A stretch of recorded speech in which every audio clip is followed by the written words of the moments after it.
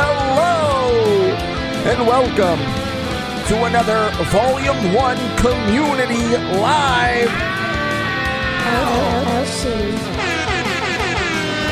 Hope you're having a wonderful, fantastic, beautiful Wednesday or whatever day you're watching this on.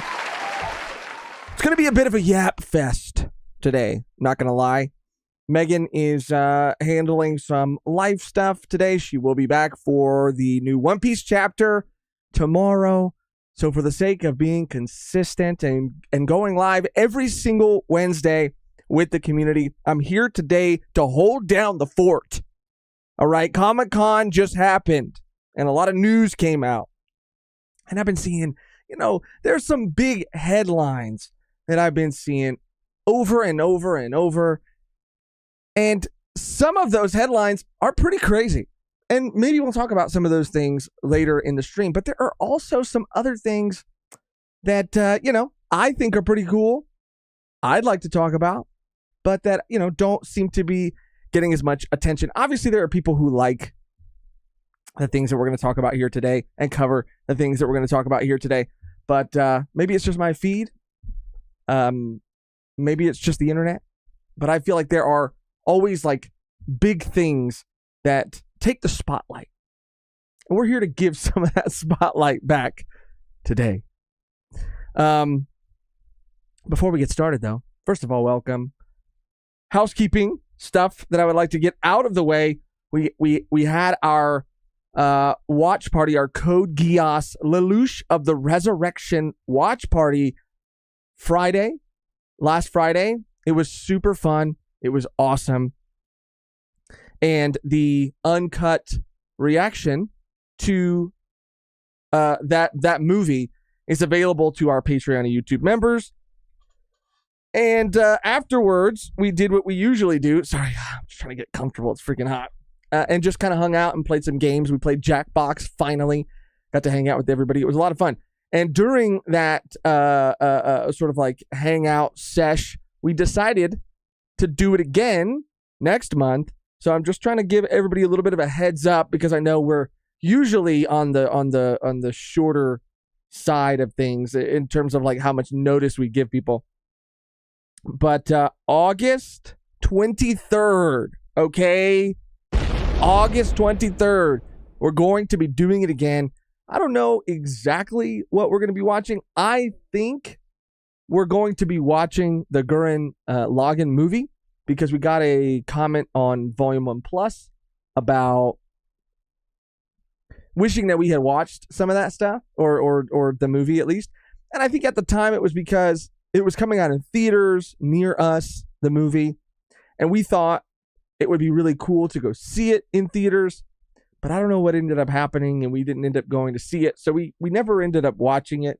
I don't know how different it is. I don't know if it's a rebuild situation or even a Code Geass situation in terms of the movies, but I'm pretty sure since that comment was what sparked us wanting to watch specifically that movie and just do another watch party in general, I think that's what we're going to be watching. But it could change. Either way, what's not changing is Friday, the 23rd of August, we'll be doing another watch party, and we're going to do it like we do it for all of our watch parties. Anybody and everybody is welcome. We are going to be, and then we're going to be hanging out after, playing some games, shooting the shit. And it was fun, bro. It was a good group last time. I mean, it's always a good group, but it was just fun. It was a lot of fun. So stay tuned for that. And the other thing that I wanted to spam real quick,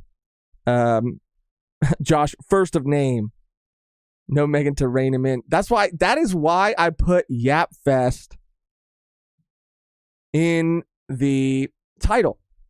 Hashtag yapping, hashtag Yap Fest 2024. Megan's not here. It's just going to be one of those streams. Who knows where we're going to end up? Where we're going, we don't need roads, as a wise man once said. Also, I'm going to spam this link. I don't really, anticipate. Let me see. Let me just paste this. Sorry, give me a second. I'm a one-man show today. I don't anticipate receiving many donations today, but I'm just, again, this is something that we're getting ahead of. I posted a link in the chat, so even if you're watching it back, you should still be able to see it, to the cosplay fund for the Cowboy Bebop finale, on Volume 1 Plus, and even on our Volume Duns, we always try to incorporate cosplay. The most affordable way to do that is just for the finales. I mean, it would be awesome if we were able to do it for every episode. But for the finales, we try to react to them and talk about them in full cosplay.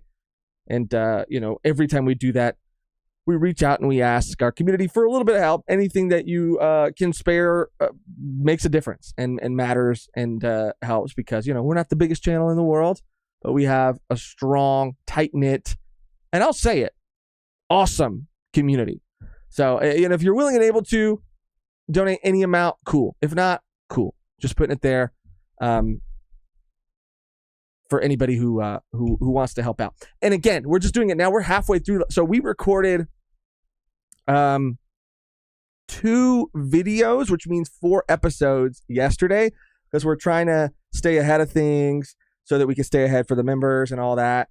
And so even though on our YouTube channel, Volume 1 Plus, our other channel, it might seem like we're still a little early into the series, in real life, we're pretty far ahead. So we're trying to get ahead of it now so that by the time we get there, we're just more prepared, I guess. We're just trying to stop doing things last minute. We stay doing things last minute, and we're just trying to be better at it. Anyway, that's the housekeeping stuff out of the way. Thank you. Thank you. A Beautiful Lie said on payday, I got you, Josh. Thank you. A Beautiful Lie. Paladin saying, I got you in the community live Discord from where you left off last time. Also, you should do chat call-in sometime today. That'd be fun too. And thank you, Paladin. Shout out Paladin. That'd be kind of fun. For these solo streams, that's a good idea. I like that. Comic-Con has me wary of Marvel. This is Cosmic Goatee. Comic-Con has me wary of Marvel. It's like a bad friendship. You want to get back to the good old days. So, okay, let me pull everything up, because that is a little bit, that is where we're going to be spending some of our time today on the Comic-Con stuff. And there, of course, was a lot of Marvel stuff. So like I said, I want to talk about things that, excite me personally. But I think we kind of have to talk about some of the Marvel stuff as well. It's too big. Where is my it's too big, sound? Too long. Oh my gosh. I'll pull this up for now. Let me just get this going right here. And maybe we'll I don't want to say get this out of the way, but we'll just talk about this right now real quick. So of course the big story, right? The big headline that I see everywhere is that Robert Downey Jr. is coming back to the MCU as Victor Von Doom. That's right. I need a nani sound, because, bro, I was genuinely gagunked when I saw this. I thought it was a joke. I thought it was somebody trolling me, the internet trolling me. But it is real, and it still obviously could be a situation, a variant situation, a Tony Stark variant situation. It could be a lot of things. Some people are even arguing that because Doom is in a mask, it could just be Robert Downey Jr. And it could not be a Tony Stark variant. It could be a completely different character. People saying he has the chops to embody another character. For Chris Evans did it, so Robert Downey Jr. can do it. But what I want to talk about is, like, I don't know, man, how I feel about it. And obviously I don't know their plan. I don't know. Secret War is it's Doomsday, right? Which is the new title of the Avengers movie. And then it's Secret War. And I don't know what their plan is. I haven't seen the script. I don't know anything that they have up their sleeve. But it is giving a bit of, I don't even want to say, like, people use the word desperation. I don't, it's not giving desperation so much as it is giving, like, safe, I guess. Because I have to keep the same energy and I have to stand on business regardless of whatever franchise I'm talking about. And so if I were to, like, completely shit on Marvel for this, because it's not just this, right? It's like bringing back the Russo brothers and bringing back Robert Downey Jr. As another character. Like, even though I don't love the fact on paper that he's playing this character, because I think there are so many other actors that would make a good Doom. And I've seen people throw around the guy from Oppenheimer a lot. Fuck, what is his name? Anyway, I think that he would be an absolutely incredible Doctor Doom if he wanted to be. But I have to keep the same energy because Doctor Who did something recently that was, like, extremely similar to this. You know, say what you will about it. Most people maybe haven't seen it, but it's been back on the air since 2004. It's seen a rise, and it's had a bit of a fall to the point where a lot of fans thought it's over. It's a wrap. It's getting canceled. I'm out. It's not the same. I don't ever want to watch it anymore. So recently, it was announced that, like, the main guy, the showrunner who brought Doctor Who back, who is sort of, like, credited with its success, especially throughout, like, the Christopher Eccleston, David Tennant era. It was announced that he was coming back as showrunner. They made a deal with Disney, so it was going to have a bigger budget. And that they were even bringing David Tennant back for a 3-part Christmas special, or anniversary special, sorry. A 3-part anniversary special to almost, like, get people back in. So, like, at the end of the previous Doctor's season, the actor's name was Jodie Whittaker. Jodie Whittaker regenerates into David Tennant, the most popular actor in the Doctor Who franchise. People are, like, confused, people are curious, people are interested, and it gets people watching, rehooked to see what happens. This is kind of, like, similar. This gives us similar energy that did. And it kind of was because I think Doctor Who knew that they weren't doing well, obviously, and they wanted to they wanted to do something big to get people's attention, to signal, like, hey, we're making some pretty huge changes. Give us another chance. And this kind of, like, I don't know, man. Like, if you've seen Wolverine and Deadpool, and I'm not going to give any major spoilers away for that movie, but they know, okay? They're not dumb. Even throughout the that movie, like, Deadpool makes a lot of jokes about the state of Marvel, right? Not being good. So they know that they know how people have been feeling about them. I'm sure they have data and numbers and whatever to back all that up. So I just feel like this is a press thing. You know, this is it's almost like, I don't know.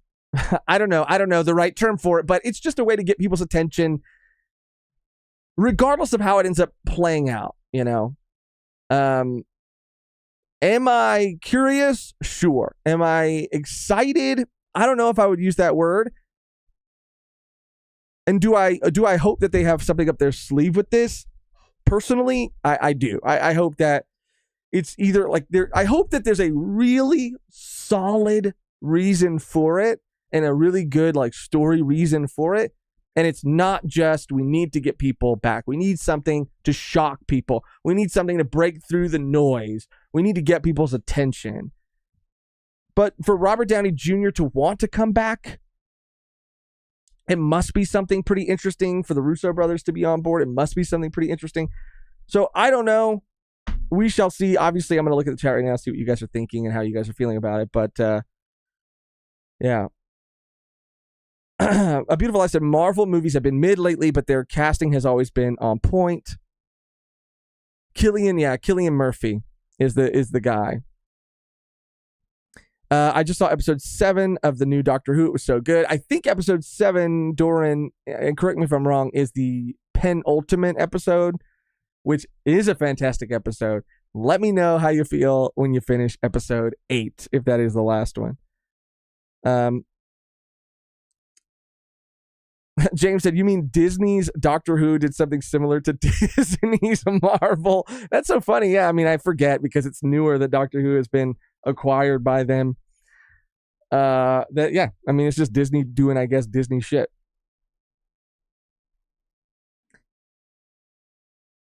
They basically want to add extra drama to the story. It was just put together beings. I read it as one word. Drama to the story by basically casting the biggest villain of the MCU to also look like the biggest hero. Yeah. Yeah. And again, like even the multiverse stuff, like these are very light Wolverine Deadpool spoilers. So if you haven't seen that movie yet, just be warned. It's not like a major plot point. It's not a cameo reveal. It's not an Easter egg. It's none of that. It was just a line.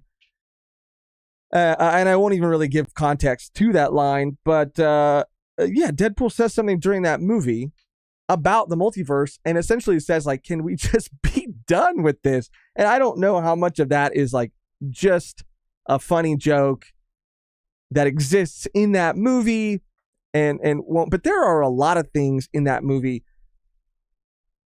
that I don't know how serious to take them. Like, there's something from a character that has a cameo in this movie. A character who has a cameo says something, and it's a badass line and it's a cool line, but it's like, what does that mean? Does that mean anything? Or are you just telling us, like, we know what people say about us, and so we're going to say the thing that nobody thinks we'll say, but it actually doesn't mean anything because it's in a comedy Deadpool movie? I don't know.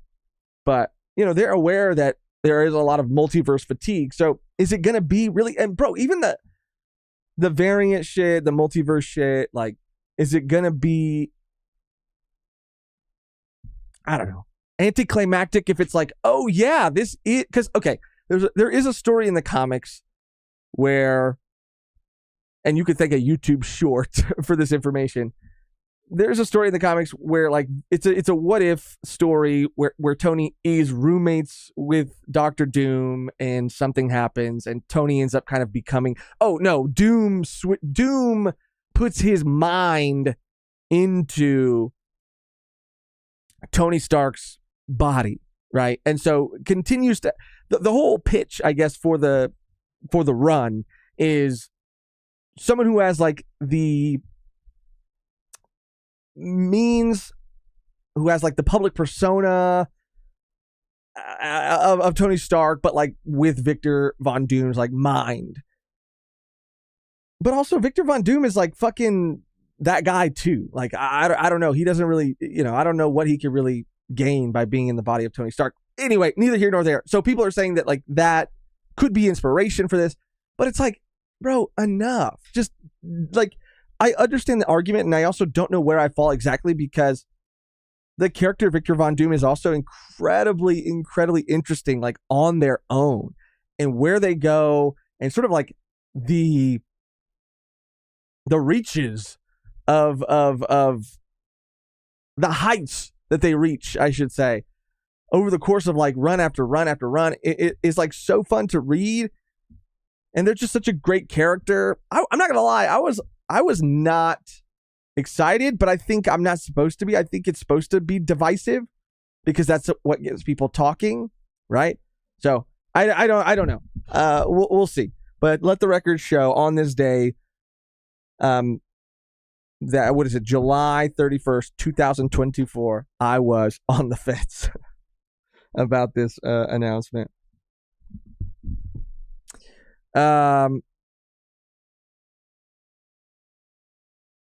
Going to watch it this weekend with the wife. I'm excited. Got a sitter to watch the kids. Going to be a good time. James, all I'll say about the movie is that I really enjoyed it. And as somebody who's been kind of like 1 foot in, 1 foot out with the MCU for a long time, like a lot of people, I had a really good time with this movie. And I thought it really like understood the assignment and executed on it very well. Very well. The multiverse is there to solve an out-of-universe problem, and there isn't a good story for the actual multiverse. Yeah, because there are multiverse stories that are good, and I don't know if this is Secret Wars or if this is another story, like another run, but like, there was like this story about like incursions and like universes colliding with one another, and I think because it kind of tied into the Illuminati at the time, like which I would love to see like done like right, but yeah, like there are some stories that involve and make sense for there to be like the involvement of other variants from other multiverses and other timelines, but like, bro, I mean, I'm kind of over it. I've kind of been over it. I think we should just stick to one fucking universe. Tiberius with a member comment. Let's fucking go. You really put hashtags in your title, huh? 13 months of One Piece and Disney. Worth it. Had fun playing Jackbox, brother. Thanks for having me. I did put hashtags because I thought it was funnier that way, like hashtag yapping, hashtag yapfest, because that's what this is today. And 13 months of One Piece and Disney. Worth it. Had fun playing Jackbox. Jackbox was so fun. Tiberius, he really was on it. I'm trying to think of like how he fared, but me and him, for some reason, the universe kept pitting us against each other, right? Like I don't know. It was kind of crazy, but it also felt like destiny. It also felt like the universe had a plan, and it was to keep putting us against each other. The sacred timeline. Shine Yi Yan said, I think we deserve a better Kang.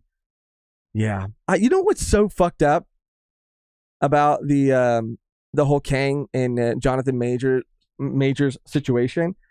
And I think this is, and I say this, and I hope that people understand what I mean. Like, I don't know. I saw, and I'm not really trying to like make a statement about anything either. I'm just saying that like clearly something horrible happened, right? For him to be fired. I was aware of the allegations like as they were kind of coming out, and I do think it's incredibly important to like first believe the victims in any situation, but I also believe that once we do that, like it is important to like follow up, I guess, like to just like continue to stay educated or informed rather on like how events like transpire, because things could change, things could come to light, and we've seen so many examples of that. But the most fucked up thing about the Jonathan Major situation is like, I just assume that since like he got fired and he never got brought back, that everything that was ever thrown at him was true or is true. And I never followed up, and I really like don't. I don't feel like the need to like follow up. Like in my mind, like all that stuff happened, and he's just not a part of the Marvel Cinematic Universe anymore. But I don't know if I don't know if that's necessarily like the way I want to operate. Like I wish I had the. It just feels like there's so many things happening that I wish I knew more and I was better informed. Because like there was and I say all this because there was an article that came out about, like they spoke to him about this move, and he was like, "Man, I'm heartbroken. I'm devastated." And the follow up to that was like, if Marvel asked me back tomorrow, like I'd be back in a heartbeat. And the thing is, like, in that moment, I didn't know how to feel, because I was like, I remember vaguely what this man was accused of, but I don't know, like, the outcome of that. Like, was there a trial? Like, what was the verdict? Like, I don't know. And so, like, I just I feel like a lot of people operate that way. Like, we hear something and we don't always follow up because there's so much other shit happening. So it's like, it's already kind of done. What's done is kind of done. And I felt that way about, like, the Neil Gaiman situation too, which I don't even really want to talk all that much about because I still don't really know. But there was just so much shit being thrown at him, and I don't even want to say that it's not true because I don't fucking know. I don't fucking know Neil Gaiman. Do I like a lot of the shit that he's made? Yeah, like American Gods, Sandman, like the Doctor Who episode that he wrote, like Coraline. But then, like, and I'm not speaking on, like, whether anything that was said about him is true or not true, but, like, it was, like, crazy allegations. And then as I started to, like, really dig, because I wanted to know, like, if this guy that I admire is actually a fucking horrible person, the more I dug, the more, like, curious things looked. Like, things looked a little, like, not what they seemed. They looked like, I don't know the right word for it, but, like, they just looked like they weren't necessarily on the up and up with the way a lot of the stuff was coming out and, like, how it was coming out. And so I began to get skeptical of, like, the things that he was being accused of, but then I never followed up. I don't know, bro. And so, like, my point is, if they just keep making shows, or just, like, he keeps working, I'll just assume that shit was, like, didn't happen, you know, or wasn't the whole truth. And with the Jonathan Majors thing, if they just fire him and he just stops getting work, I'll just assume that all the things that he was accused of were true. And I don't love that I operate that way, but I just, you know, it's the state of things, I guess. Quattro, shaking things up. Thank you for rescuing me. Yo, Josh, 31 months. Can you fucking believe that? Take a second to think about that, to let that sink in. 31 months. Plays play as 1 month closer to 3 years, which is so crazy to think about. We hear best community and channel on YouTube. Thank you, fucking Quattro. Your kitchen. Good smell. Flavor. Quattro's the fucking goat. 31 months. God damn.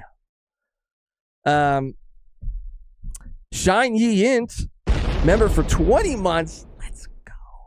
20 months. Deadpool and Wolverine makes me excited for X-Men, but to see this announcement makes me worry that X-Men is not going to happen soon. X-Men are my favorite. Yeah, I wonder how they're going to incorporate that, because they also released some Fantastic Four stuff too. And not that that's X-Men related, but it's just another Fox, previously owned Fox IP, I guess, property. So yeah, I think Fantastic Four, obviously, their movie's a year away, which a lot of people have already obviously been commenting on. Like, damn, bro, they haven't even started filming the movie and it's already, like, set to be released in a year. So it's going to be interesting, like, how that all pans out. But I'm assuming, yeah, X-Men is even further down the road. But we'll see. Who knows?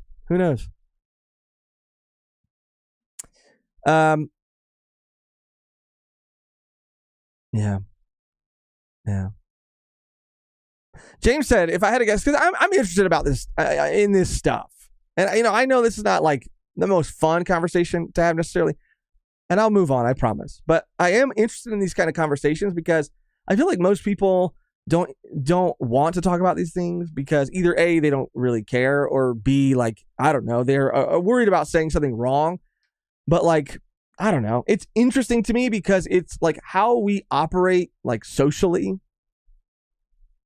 especially, like, via social media and with how we hear things and news cycles and all that. Like, I am genuinely interested in that.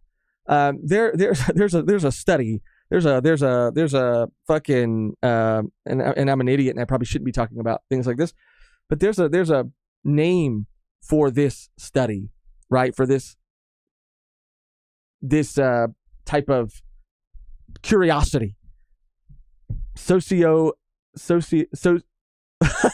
I don't know. I'll look it up, or someone will tell me. If I had to guess, this is from James. Just taking the Johnny Depp situation as a reference point, Majors will probably be back after a trial. Whether he did or didn't do it is irrelevant when you're talking about ... a person that Disney has put their money on. Okay, so yeah, by that point, see, but to that point, you're saying that after the trial, so the trial hasn't even happened. I didn't know that. Yeah, because Pirates of the Caribbean is Disney as well. So you're right. That is a good reference point. But Depp, I think, is because that's the interesting part of it, right? And again, I don't want anything that I say right now to make it sound at all like I'm trying to take away from, the pain that anybody has caused to another human being. Like, if anything that these people have been accused of is true, then they should be punished for those things. There should be a consequence for those things. Another reason why I think it's always important, obviously, to believe the victim. But my point is, Johnny Depp is a reference point. Like, Johnny Depp is huge, right? So even though the trial comes out and things happen a certain way, they're not going to want to like miss out on like Johnny Depp. Like, Johnny Depp, I think, is more of a draw. He's been with them for longer. He's more like ingrained. I mean, he is Pirates of the Caribbean, and they have a fucking Pirates of the Caribbean ride. They have Johnny Depp animatronics. You know what I mean? Physical animatronics, not these like 3D, 4D fucking things that you see when you go through a track. Like, physical animatronics of Johnny Depp. So I don't know. Like, with the Jonathan Majors thing, I do wonder, because it's like, if it comes out that like, and I'm not saying it is or isn't, but I'm just saying hypothetically, if it comes out that like it's not what it seems, and he's actually like innocent of the things he's being accused of, they've moved on. Like, they're like, we got RDJ back. Like, you're not Johnny Depp. Like, we don't, have that much invested in Jonathan Majors, the actor. I don't know. It's just interesting to me. But we'll see. We'll see. Oh, the Majors trial already happened, Paladin says. See, I don't know. I don't know what the fuck I'm talking about. I don't know what's happening in the world. Doran said, it's interesting how often we're seeing big actors go through this stuff. Seems like casting directors, producers are continuously missing the mark on actors' morals. Because that's another thing. Because like, I genuinely love, like, obviously we love anime and manga. We consume a lot of it. But I think we also, like, more generally, like, just love story. We watch a lot of TV. We watch a lot of movies. We love stories, and I love the film industry and the movie industry, and so like every aspect of it like does fascinate me, and like even down to like Doran is saying, the actors, the casting directors, like producers, like them navigating like this kind of like new landscape, this like new social media landscape. Like it is interesting to me, like how, because you're seeing like so many people,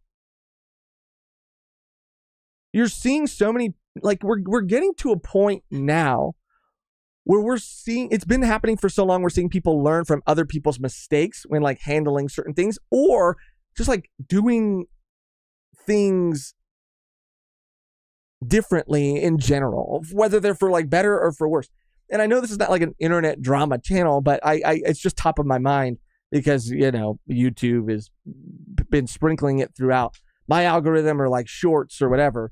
But like even with the Cody Ko situation, the YouTuber Cody Ko, yada, yada, yada. If you don't know, it's not that important. I mean, it's fucking weird, obviously, extremely. weird and inappropriate what he did. But my point is, if you don't really know who he is, you don't need to know who he is to know what I'm saying. But like this person, this person like did something, and it like came to light. And they're not Johnny Depp, they're not Jonathan Majors, but like on YouTube, like they're a big personality. They have a huge production company, a team, all these things, and they're just like not saying anything. They're just not talking. Like, and I get it. Like maybe there's like things that are tying them up like legally or whatever. But it's so crazy to me how as a society, like we're still like seeing things like this like affect people and people respond to these things. It's almost like as a society, we're still like figuring all this out. And that's just like an interesting place to be, because I think, you kind of get to a point where it's like, okay, this is just the kind of like order of operations that we've all socially agreed like happens when these things happen, but it's all still kind of new. So I might be making no sense, but I really do find this stuff interesting. I'll stop talking about it though. Tiberius, thank you. I'm hungry as fucking hot as fuck, so I'm all over the place, especially more than I usually am today.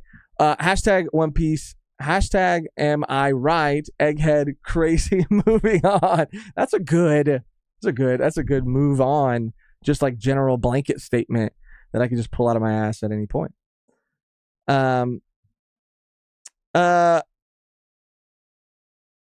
Bean said, I believe it was confirmed at San Diego Comic-Con that Kang's story would be concluded in Doomsday. I think that's just a nice way of saying that they're killing Kang off. Yeah. I think that if that's true, then it is just their nice way of saying like, yeah, we're wrapping this up for the sake of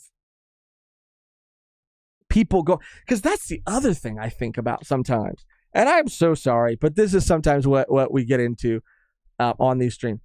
But I think about, because everything and it all kind of comes together, and I promise you, bro, I promise you, some people have done some like really vile, like inappropriate shit that is just not cool. But I'm not trying to like downplay or minimize any of those things. I'm just, again, looking at it through a different lens at this moment in time right now for the sake of this conversation. But like, I think Marvel, right, in Doomsday, they're going to wrap it up so that when people go back and watch these movies, they just don't suddenly like feel, if they're watching them chronologically, like out of nowhere, things shifted, went off the rails without any sort of explanation. Maybe it's to like make the rewatchability better, like a better experience upon rewatching it as a whole. Like, oh, it makes sense because this happened to Kang in Doomsday, and it's what made Doctor Doom do this, and that's what kicked that whole thing off, as opposed to just like they talk about Kang off screen. Some people throw in some lines, and then it's just all about Doom, and people are like, oh, this just feels weird. But I also think about that, like with things like, and this is like controversies aside, but I think about like even Longlegs that had this like viral marketing campaign. And, since we're on the topic, like the Jonathan Majors thing and the Robert Downey Jr. thing, like how does that shape the, like, how does that affect the life of the movie 20 years from now, 30 years from now, right? Like, it is about creating a certain amount of buzz and getting butts in seats. And the more you do that, the more things you can make. So that definitely like affects things and legacy and all that. But like, I don't know. I just sometimes I wonder, because we are so in it, how we're going to look at it 50 years from now. I don't know. Like when I'm fucking 80, so in 2 years, how I'm gonna look at all these things. Like being removed from like, and I know people have nostalgia for actors and like times and will always like have rose tinted glasses, but I don't know. Like distance, I guess, is also like interesting. There are too many movies to watch chronologically, but Doran, people make marathons out of it. Quattro said, just cast me for real. Bro, cast Quattro in literally anything, bro. In literally anything. I'm just going to keep scrolling through this but I'm not going to spend too much time on things that we've already kind of talked about or that I really don't have anything to say. This is the Russo brothers coming back. That's cool. We kind of talked about that. Fantastic Four, First Steps. This is the title of the movie. People were talking shit about it. Like, bro, really? First Steps? Goofy. Like, why don't like just call it Fantastic Four or whatever? I mean, I don't really care. Oops, sorry. I don't really care. First Steps, to me, could be, their children, them having kids, Reed Richards, Sue Storm, Franklin,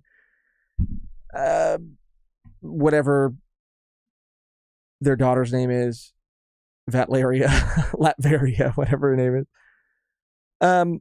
This movie is interesting though because the Fantastic Car came out at the panel and they've talked about it being in the 60s, and I think to me it's going to be, and I heard this a long time ago, and I don't know if this was necessarily like a part of the comics, but at least for the Marvel Cinematic Universe, it makes sense for if we say that these Fantastic Four members have like existed in the Prime universe, then their explanation for like not being involved in all these things is because in the 60s, Reed, Marvel's first family, Reed, Sue, Johnny, Ben, they all went to space. The shit happened to them to give them their powers, whatever. And they kind of got like stuck up there. They kind of got like frozen or lost. And so they're only, it's like the movie starts in the 60s. And by the end of it, like when they finally come back to Earth, when they finally make it back, it'll be like post, Thanos, post, all these things. Yeah, and First Steps could maybe even be like, I don't know. It could have a lot of meaning. First Steps being in reference to their children. First Steps like the first family. First Steps like, bro, if they're frozen in space for X amount of years, and it's like their first fucking steps on Earth in like in the modern era. I don't know. I love the Fantastic Four. We'll see though. We'll see. Alien game. Doran said First Steps is supposed to be like on the moon, like Neil Armstrong.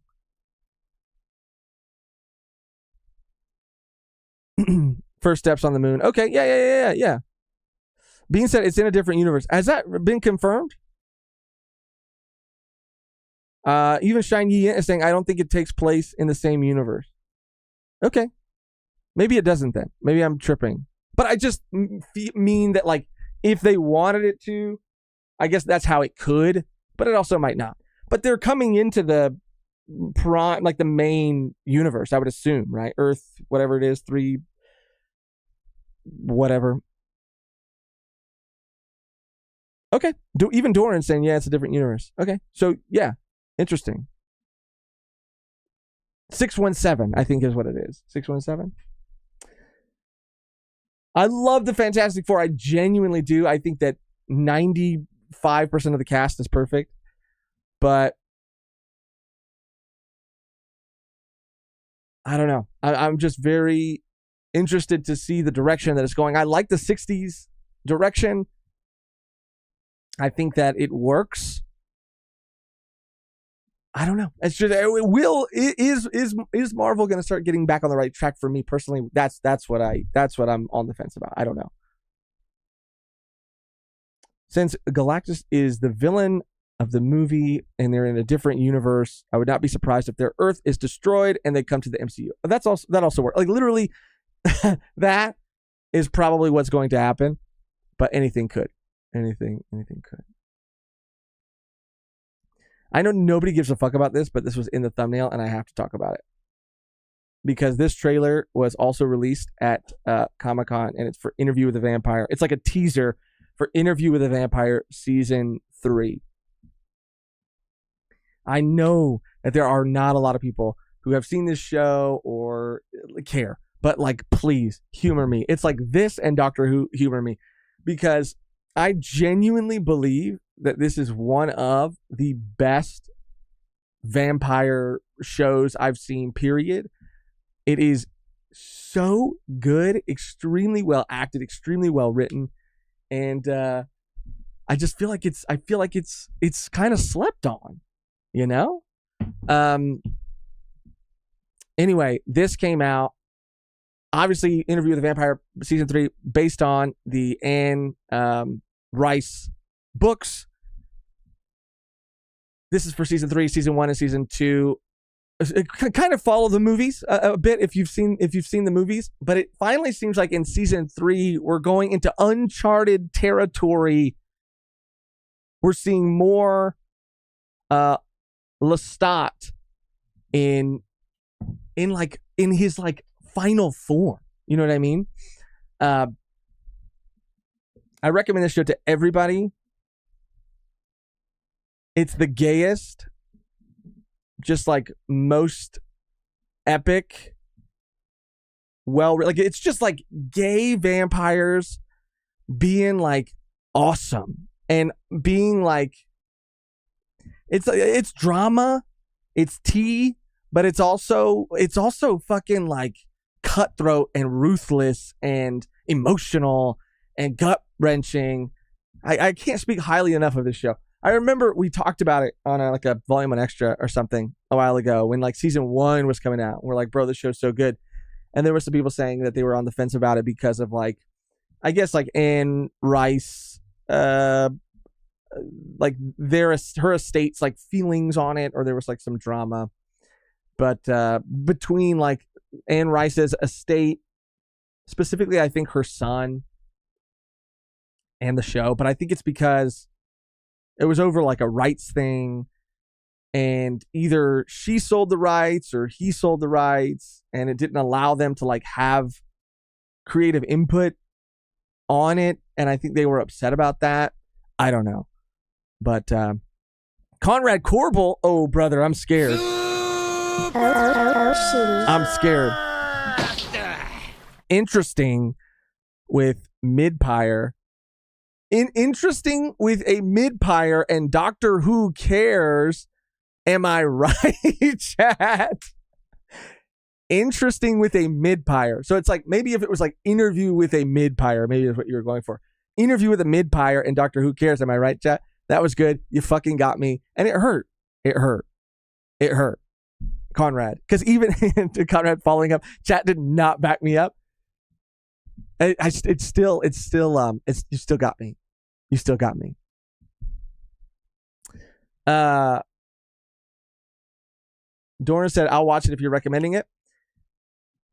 I'm just saying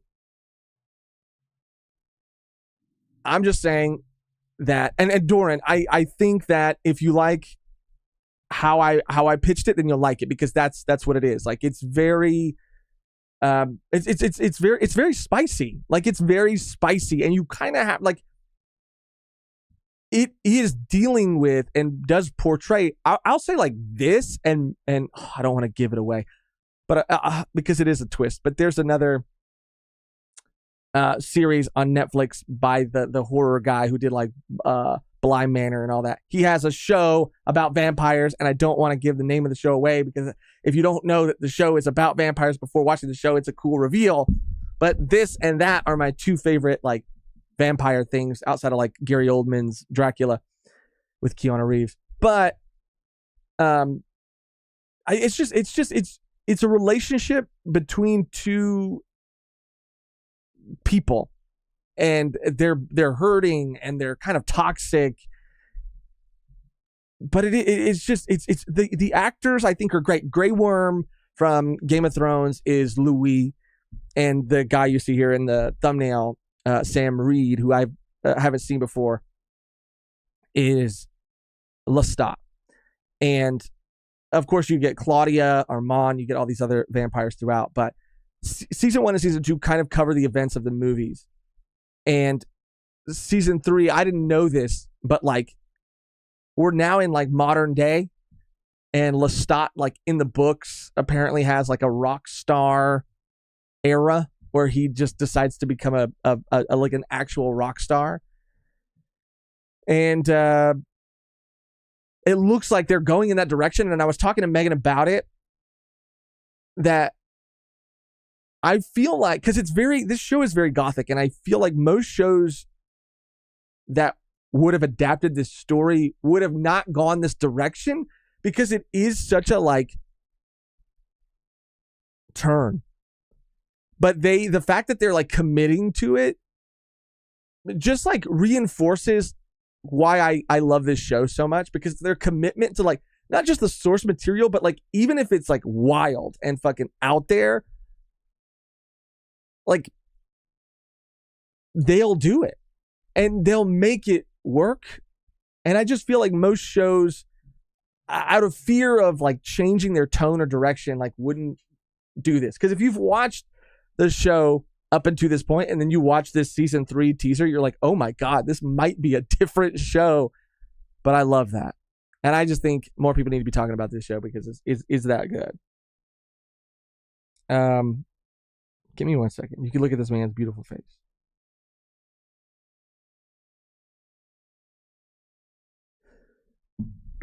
Watch Helsing, Losh. I need to, and I will. I'm missing my super chat because of yapping. I'm going to open it up right now. Oh, Conrad, fuck. It was before the interview with a midpire and Dr. Who Cares. Sorry, I did miss this. You didn't do a birthday stream like you said you would. Shake my head. This is it.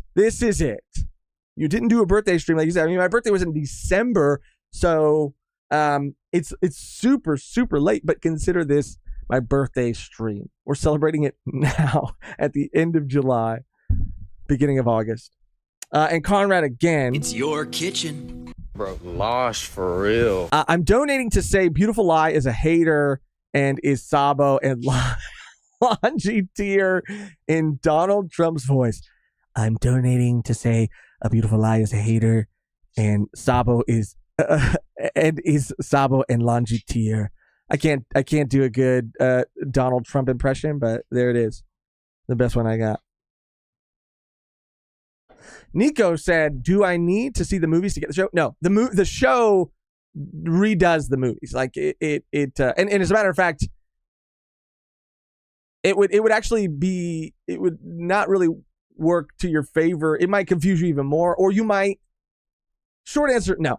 The shows start from the beginning all over again. And the movies are just an older movie version of that same story. So another reason why I like the show is because it has more time to spend on some of these moments that the movie didn't, because it was obviously crammed into a shorter runtime. Speaking of gothic content, this is from Dan.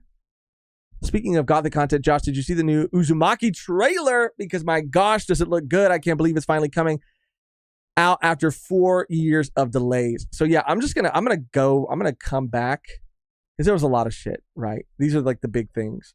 I think it's on this list, but if it's not on this list, it has to be. I think it's right here. And this list, I looked at a lot of lists, and this was the most interesting to me. So I went with this one by The Verge. Let's just talk about this right now because it's in the thumbnail. And yes, I am so excited. So Uzumaki, we read entirely and talked about, was it a collab or was it just for like Spooktober? I can't remember, but I think it was like a situation where we were going to do a volume 1 and then we thought, well, it's only X amount of volumes. We might as well read the whole thing. And so we did, and we ended up covering it and loved it. Like, it is spooky. It is crazy. It is hard to look at sometimes, but it is so good. And the anime, from the moment this shit was announced, which, was a long ass time ago, to the point where it was so long ago that it was announced, it was almost to the point where I thought something happened and we were just never going to see it. And it was the same thing with Pluto. Like, Pluto had gotten like some kind of like teaser trailer that had dropped, and then years went by and it was radio silence. Thought it got kind of axed or something happened, but then it came out. Same thing with this. And from the moment I saw the first little clip, I was like kind of over the moon with the direction and the choices that they made. It's all in black and white. I'm not going to play the whole thing, obviously, because we'll get in trouble. But it's all in black and white, and every time I pause it, I guess it does that, unless we pull it up on YouTube. Let's just pull it up here and then fuck it, whatever. But yeah. Oh, fuck, why is it being like this right now? The animation style, it just looks really, really good. It looks really clean. I love that they're sticking to this like black and white sort of aesthetic. Look at this shit, bro. It's nasty, and it needs to be nasty. And I couldn't be happier. I am super excited. It's coming out. I think it's over here. September 28th. Adult Swim's long-awaited adaptation of Uzumaki's finally has a premiere date and an appropriately creepy trailer. It's going to be so good. And even watching the trailer, it made me think it might be a situation, again, where as hard as it might be or sound, I don't know, man. It might elevate the source material. It might be an anime adaptation that actually elevates the source material because it looks good and it gives me a feeling that I did not know I was going to be able to get watching it versus reading it. I'm stoked.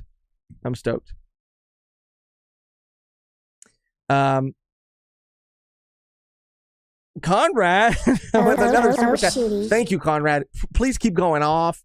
Especially if it means, a super chat, because you're kind of dominating the super chat section here.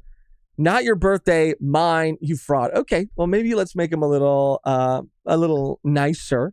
But hey, is it your birthday today? Is it really your birthday? Because I'm gonna need to see in the Discord. You can blur out everything else. You can even blur out your photo, but I'm gonna need to see a driver's license with the date of birth on it to believe it for even a second before I even think about believing it.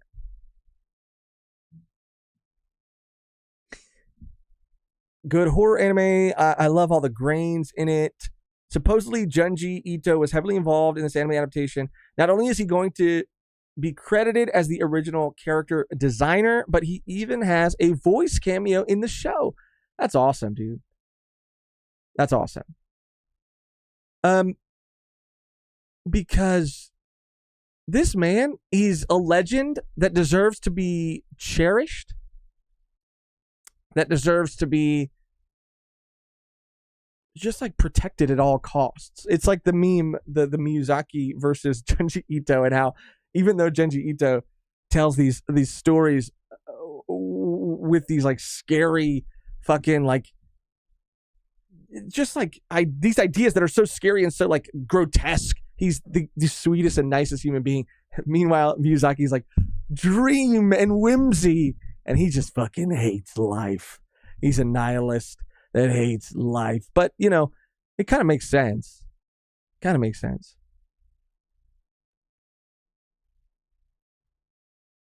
Conrad, with another super chat. Shitty. He said, "No, I told you to stream on the 19th for my birthday. You said you would, and then you didn't. You didn't believe me last year because you don't have a heart. I just read. That is, in my mind, how Conrad sounds. The 19th, it was the 19th of this month, Conrad. Really? Was it really? Because I don't remember getting a driver's license with your date of birth on it. For all I fucking know, you could just be saying it's your birthday. I need proof. And that's why, you know what? That's why I didn't stream on the 19th for your birthday, because I never got the proof. This isn't a fucking honor system. This is Denny's. You come in for a grand slam on your birthday, I need to see some photo identification. Okay, otherwise I'm gonna be giving out grand slams every single day. So, thank you. Moving on. A Conrad stream would be fun. It actually would. It actually would. We should just get on and yell at each other. I would actually like that a lot. But yeah, September 28th. So next month, it's the end of next month, but it's like right around the corner. And I want to, this is just me being candid. You know, this is what you also get on a solo stream. You get candid Josh, you get rant Josh, the yapster. It's like Napster, but yapping. And you get just like honest, out there, just kind of talking Josh. I want to, and me and Megan have been talking a lot about it, because when things like this happen, Uzumaki, specifically, like even when Pluto came out, we were kind of talking about it similarly, and man, I think we both want to get to a point where we can like sort of figure out a better way to either like talk about these series or cover these series. Like it's really hard. It's hard to break through, you know, the noise, or to like get whatever you're making out to the right people. Not impossible. It's just hard. And so I don't know, because when I see something like, I guess I say that because when I see something like this, like I really want to talk about it. I want to watch it. Like in a perfect world, I'd love to react to every episode and talk about every episode, or at the very least, like watch it all and then do an episode about our thoughts, you know, on the anime adaptation, like as its own thing, or versus the manga. Because that's, you know, why a big reason why we started this channel was to do that sort of thing. Like, even if it's not like manga related, to just talk about series in different mediums, especially if we originally covered it via reading the manga, and now that it's getting adapted, like that would be even more fun to talk about and cover. It's just hard, man. And I'm not going to say too much, but I'm remaining very positive and I'm remaining very optimistic, because I'm actually not going to say really anything, but this is more for myself. I'll just say that there's potentially something interesting happening soon. Not that it's happening soon, but like a conversation happening soon. Nothing might come of that. Absolutely nothing could come from that. And it'll be, you know, we'll be where we're at, and it is what it is, and, you know, that's fine. But something cool, something really incredibly cool, like that's the other side of the coin.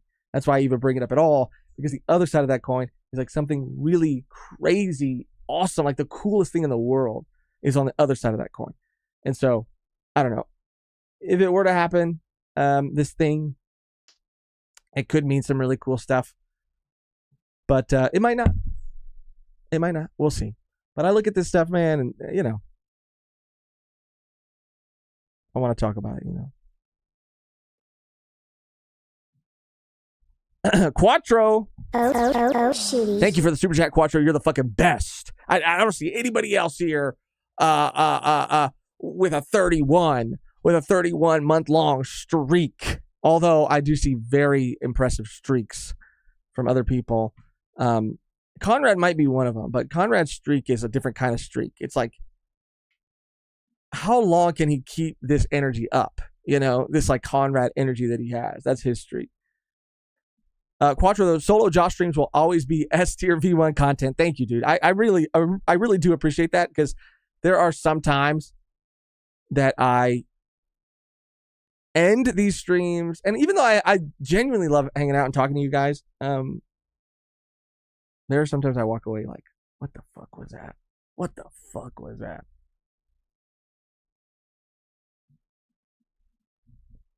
I am going to become Volume 1 Chun. It's not a bad idea, Tiberius. The only thing that concerns me a little bit about Uzumaki is that it's only 4 episodes and the manga's 19 chapters.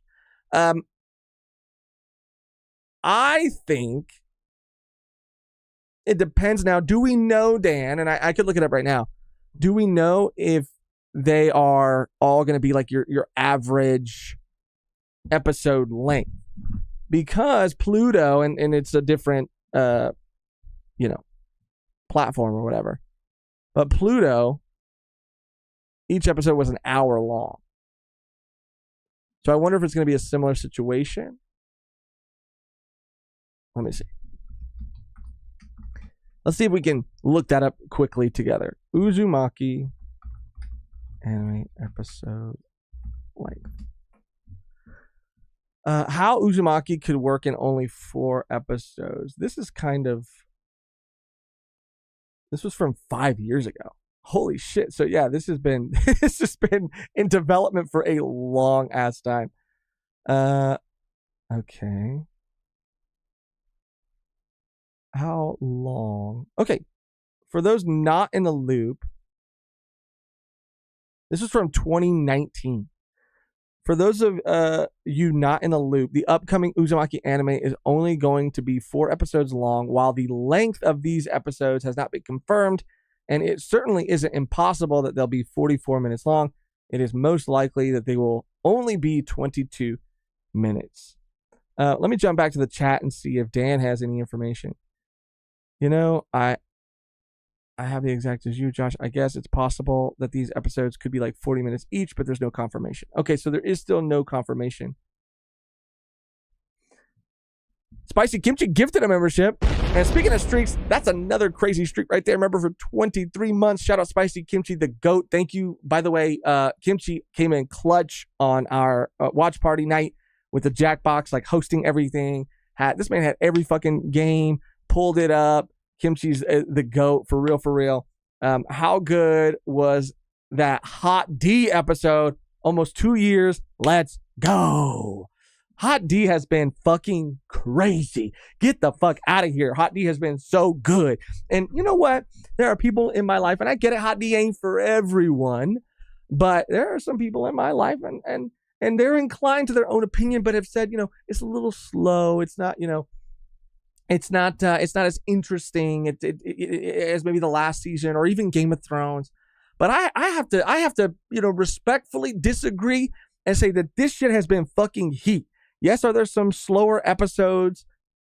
Of course, because they need to build towards these bigger moments. And god damn it, if we didn't get a fucking big moment. We've gotten 2 crazy ass episodes this season. I think more, but the 2 biggest ones were obviously the dragon fight and this last episode where they're like recruiting new dragon riders. Fucking nuts. Especially like where it ends, just in case people haven't seen it. The final shot. Oh my God. It's so good. And I can't wait. I can't wait for the finale, I think. I think it's only 8 episodes, but it's just been incredible. It's been absolutely incredible. And since we're on the topic, I do want to mention that, and I want to know what everybody else thinks. I don't expect a lot of people to have seen it necessarily, but if anybody has, tell me how you feel about the Rings of Power, because when it came out, I just crave live action fantasy shows of like a certain quality. And obviously Game of Thrones and House of the Dragon are that, which is why I was really excited for the Rings of Power. Watched the first episode, thought it was like okay. Didn't think it was bad, thought it was like okay. Went on to watch more people talk about it. And as I consumed other reviews, that seemed to be the general consensus, that the show was just kind of like, it was okay. They didn't have the rights to like certain characters, so they couldn't do certain things. But for what it was good. Everybody did agree, though, that it was like one of the most visually stunning and like high budget shows, and it like looked really cool. So I was like, I don't know if it's worth finishing necessarily, like the first season. But then the trailer for season 2 came out, and I don't know what the fuck, like who they fired or who they hired or like what kind of, a celestial body they made contact with, because this trailer for the second season looks absolutely insane. It looks incredible, and it looks so good. Like, I'm not even just talking about visually. Visually, of course, like, bro, I was aroused. I was gagunked. I was every, jaw on the floor, the mask, the wolf from the Looney Tunes, whatever, tongue rolling out, eyes popping out, the Gear 5, I was just from how it looked. But the story seems cool too. We're talking about Sauron now, like he's coming into it, and he's a big part of it. I don't know, bro. It looks really good. And it looks so good that it makes me want to watch all of season 1 just so that I can watch season 2. But if you've seen it, what do you think? And if you've seen the trailer for the second season, what do you think? I haven't seen Game of Thrones or Hot D, but I heard Garp showed up. Garp, bro. And we talked about this in the reaction that we just put up yesterday. And I know we relate to the game on that one, but we recorded it when we recorded it, and then we also recorded Bebop that day too. So it ended up, by the time we edited it and put it out, like 8 o'clock. It was pretty late. But anyway, we talked about it in that post episode like discussion. Garb is in House of the Dragon. He plays one of Alicent's knights. And he's like, in the last episode, he played a bigger part, but I cannot see this man as anything other than Garp, as anybody other than Garp. So it's kind of crazy seeing him in House of the Dragon, but I wonder like how long he'll be in the show. But I mean, I'm here for it. Like, I'm here for it. I mean, I love that actor. He's just Garp to me, though. So I'm like, damn, what's Garp doing in Hot D right now? It's cool. Paladin Berserker Jedi. This is a man who consumes a lot of quality content. So I'm holding this statement to a certain level. I was so happy I binged season 1 because I couldn't imagine waiting weekly for Rings of Power season 1. Okay, so binging it might be the answer. Binging it might be the way to do it, as opposed to week, because when I did watch the first episode, it was the week it came out. So I had to wait for the second episode. And I think just like hearing reviews as it went on, I kind of lost interest. But if Paladin is saying that, because Paladin is also saying Rings looks great, but the writing is meh at best, I'm gonna watch it. I'm gonna watch it. And if binging is a better way to do it, then it's even more of a reason. Hot D watch party, bro, for the finale, I'm down, dude. For the finale. Doran said he was in House of the Dragon. Oh, shoot, that was him. Yeah, he's Alicent's knight that, like, they go on their little adventure in the woods together or whatever. Alicent's like, I got to get out of here. And the knight that goes with her is Garp. not the actor that plays Garp is Garp. Damn, it's so good. This is cool too, since we're on the topic of animation. And I think Beans post about this in the community live section. But this is a show that Also got a trailer. So this article is like all Comic-Con 2024 news. And this is a show coming out on Adult Swim called Common Side Effects Include Diarrhea, Paranoia, and Immortality. It's by the creator, produced by the creator of King of the Hill, Mike Judge, or I think is how you say his name, and the co-creators of Veep and Scavenger's Reign. Me and Megan briefly talked about Scavenger's Reign. It's also an animated show on HBO Max, or it's on Netflix now, I think. But Scavenger's Reign was a treat, man. And if you haven't seen it, like, I think we've recommended it before, but I guess not that it needs a caveat for like the recommendation, but it is just one of the most visually creative shows I've seen in a long time. Like, the story is really good, but just the attention to detail it gives to like the ecosystem and the way that life works on this planet is like really incredibly unique, and it's just such a like strong like vision. Like, whoever created this, I guess Joe being one of them, had such a strong vision, and you can really feel that. It's a great series. So Mike Judge, who is responsible for King of the Hill, a classic, a fucking Rushmore head on the statue of animation, he's behind it, and one of the co-creators of Scavenger's Reign is behind it. If they're both behind this show, then I feel like, there's no better sign for the quality and what to expect quality-wise when it comes to the show. I watched this preview, which, by the way, is like 6 minutes long, I think. And it looks really interesting. First of all, the animation style is funny, but it also, like, the longer it went on, because their heads are so big, their faces are so small. But as it went on, I got more used to it, because there are some, like, serious moments in it. Like, it's not just a comedy, which I thought it was based on like this thumbnail that is showcasing like the art style.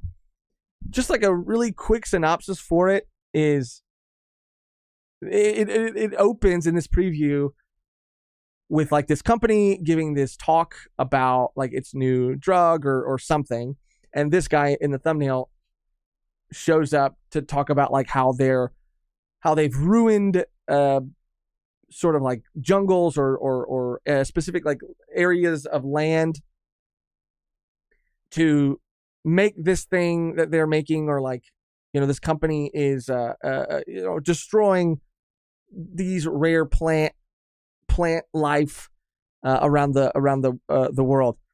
He runs into this girl he went to high school with, and she talks about her mom who has dementia, but she also works for this company, but like hides the fact that she works for this company.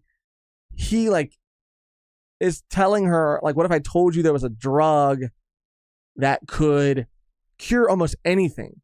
And he essentially like goes off on a conspiracy theory that I've always thought there literally has to be some truth to. There has to be. I don't give a fuck. I'm not a tinfoil hat, a conspiracy theorist, but there has to be truth to this. He goes on a conspiracy theory I've heard before about just the fact that like there are certain companies that are clearly profiting from us like not curing certain diseases, so they do know and have the cure to everything, but they're just holding on to it so that we keep buying their drugs and whatever. And I can't say for certain or to what level that's true, but to some degree, like that is absolutely 100% true to me in my mind. But he knows the cure. He kills like a pigeon and then brings the pigeon back to life with this drug. And the way it's brought back to life is very Scavenger's Reign. But meanwhile, while all this is happening, like the Secret Service are watching him, and then they introduce you to some other agents that are going to be pursuing them, and it kind of ends. But like super interesting, like the way that they set up the characters, the premise of this like super drug and this guy this like the elixir to life, essentially, and this like guy who has it, but also the drama between like him like reconnecting with this girl that he has some connection with, that he went to high school with, that also works for this company but is lying about working for this company. I was already so invested in their relationship just from a 6-minute teaser. The concept was cool, and then these other agents that you're kind of introduced to seem funny and fun, and overall it just looks really good. And I'm excited that Adult Swim, at least, and I don't know, right, because we talked a lot about the future of Cartoon Network and how it sort of changed, how they got rid of their office and how it's merged, and what that means, and what is going to be the state of like Cartoon Network and all these things going forward. And it had me concerned about just like the future of animation in general, which is something that I care a lot about and I enjoy so much. So to see a show like this come out, it gives me hope, because Scavenger's Reign was something that I would have never in a million years ever thought would get made. To this day, I really don't even know how it did get made. I have no idea who paid for that, but I'm so glad they did. And I'm so glad that those people, at least one of those people, is getting the chance to make something else that on some level, Adult Swim, a company like Adult Swim, HBO, whatever, believes in animated shows like this enough to like fund it. That's cool to me. I hope we get more shit like this. I think this is cool for Adult Swim. I think this is just cool in general, and I'm really excited about it. So we'll see. We'll see if it's good. Watch this preview though. It's fun.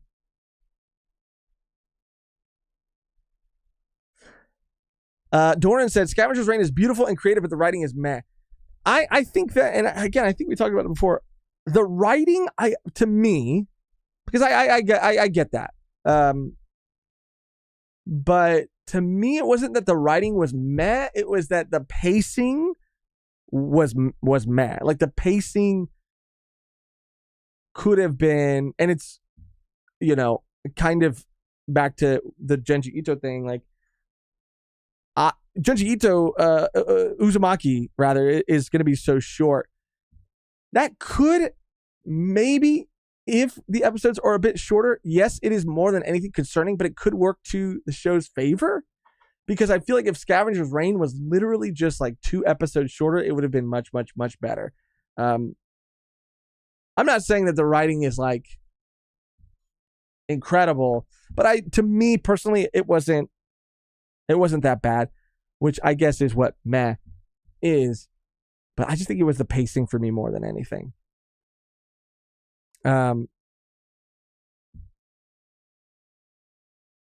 Being said, by the way, another highly detailed and animated action show, Invincible Fight Girl, was inexplicably moved to Adult Swim, just like Superman. Says a lot about the state of Cartoon Network versus Adult Swim. Interesting. Have you seen Kite Man? It's wild, funny, and stupid fun. Let me see. I'm gonna look it up. The greenlit Scavenger's Reign left HBO and Warner for Netflix. That's crazy. Kite Man, you said? Let me see. Oh, I have not seen this. Came out in 2024 on Max. This is what I'm saying. There's so much shit, too much shit. The Harley Quinn spin-off series Kite Man. Hell yeah. Described as Cheers with villains. I mean, that's a pitch, bro. If I was in a room, if I was an executive in a room, and you came in with that pitch, yeah, we're gonna do a show like Cheers but with villains, I'd be like, sold. Something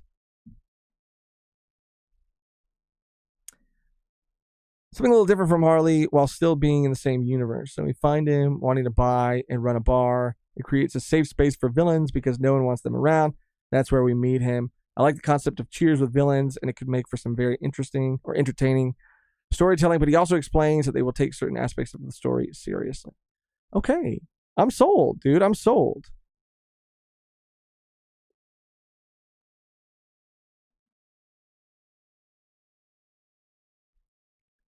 Sorry, let me pull this back up. What else? Was there anything like animation related? Yeah, Invincible Fight Girl was another thing that they talked about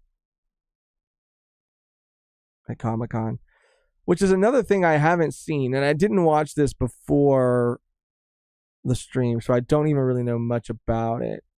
With shows like My Adventures with Superman and Rick and Morty, the anime Adult Swim has been pretty covered on the superhero and sci-fi fronts, but the programming block is about to get more sporty with Justin Gordon Montgomery's Invincible Fight Girl, a new wrestling action series that looks sick as hell in this preview clip. Interesting. I mean, it does seem kind of cool. Huh. That's crazy. I'll look at that later. I don't know much about it. But The Boys, it got announced that The Boys is getting a prequel series. Me and Megan talked about the last season. I don't know, man. I didn't really like it at all. However, as much as we live in a society, which we do, that is just full of reboots and prequels, I gotta admit that when I read this headline, I was immediately put off. But as I read more, I was kind of interested. I do think that because let me tell you the one piece of fucking Comic-Con news that I was not excited for, that was probably the worst bit of news that I could have possibly heard. And maybe I'm being a little dramatic about it. Who knows? Whatever. But they announced a Dexter prequel series. There's a trailer. The cast came out. They talked about it. And bro, I fucking love Dexter. I don't know how. I just so happened to, as that show was coming out, I think around season 3, Trinity Killer. I don't know who told me or how I watched that show, but I remember it consuming me. I watched all of it. I caught up every new season that came out, episode by episode. Dexter was my fucking shit. Hated the ending. Absolutely hated the ending of the show. Thought it was the goofiest shit they could have possibly done. Very safe bullshit, awful, just not good. Then they announced they were going to be doing a new sort of season that was going to be a proper ending. And you know what? Kind of didn't hate it. Didn't love it, but didn't hate it as much as the previous finale. Prefer this much more as a finale for the character, for the series. Thought, you know what? Pretty good. Don't hate it. They actually have some fucking balls to do something fucking crazy and commit to that thing. Awesome. Cool. I kind of fuck with that. I kind of like it. That's Dexter. I should have fucking known. I should have known that wasn't the end for old Dex, because he's back. Okay. It's young Sheldon, but with Dexter Morgan. And just like in Young Sheldon, where you have a fucking what's his name, dude? The actor who plays Sheldon Cooper, you have him doing the narration for Young Sheldon. Michael C. Hall is doing the narration for Dexter, Young Dexter. I fully believe, we were talking about a pitch for Kite Man, them going into a room and saying, you know what? I want to do Cheers, but with supervillains. I imagine that the pitch for this Dexter show was, I want to do Young Sheldon, but with Dexter. And they were like, you got my money. Dumb, awful, stupid. I do not like it. But whatever. That's just me personally. Maybe people are excited about it. Whatever. Point is, we live in a time where things are getting prequels and reboots and yada, yada, yada. If there is a story to be told, I heard Gen V was good. I do plan on watching it. The only reason I think I didn't watch it is because I was skeptical on a spinoff show being good. But I've heard enough good things that I will get around to watching it. If there is a story to tell, though, that I do think could be interesting, it's this. It might not be. It might suck. It might be ass. And they might be squeezing the fucking boys' towel dry. But at least I feel like there is a potential to tell an interesting story here. And like the origins of Vought with like Soldier Boy and all that. Yeah, through the boys, showrunner Eric Kripke was tight-lipped about the show's series finale.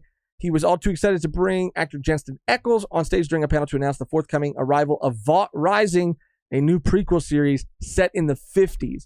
Vought Rising will chronicle the lives of Soldier Boy and Stormfront, Aya Cash, who's a great actress as well. Two of Vaught's earliest and most powerful superhumans. So I don't know. I actually think this is kind of cool, but I could eat my words, and I'm more than ready to eat my words. I want to see someone do a prequel reboot and make something like Dexter and make it a full-on comedy. See, bro, at least that's interesting. I would watch that. That's a little different. I would tune in so fast. That's crazy. Gen V is peak. Yeah, I want to watch Gen V. I've heard nothing but good things about it, and I'm going to watch it. I'm going to watch it. I was just hesitant to watch it because it was a spinoff, and I, notoriously, I feel like more often than not, those are not good. Make another live-action Scooby-Doo for real, brother. It's all I ask. I'll be honest, enough time has passed. I would watch it too. Enough time has passed. We could do it again. That, I'm giving us permission to do again. Garfield, and you know what I don't want to see? I don't want to see another fucking 3D animated Scooby-Doo movie. You know what I don't want to see? I want to see another live action. I want to get back to the point with certain franchises, certain franchises, where we're doing these like Space Jam, like half cartoon, half CG, half live action movies, like they were doing with Scooby-Doo, but like they did it with Yogi Bear, Sonic. You know what I'm saying? Sonic does it. There was just like an era. I think like Garfield, Bill Murray, Alvin and the Chipmunks. That's what I want. I want more of that, because the last Scooby-Doo they did was like the superhero one or whatever, Scoob. It was 3D, all like Pixar, whatever, 3D animated. I don't want that. I want half live action, half 3D animation.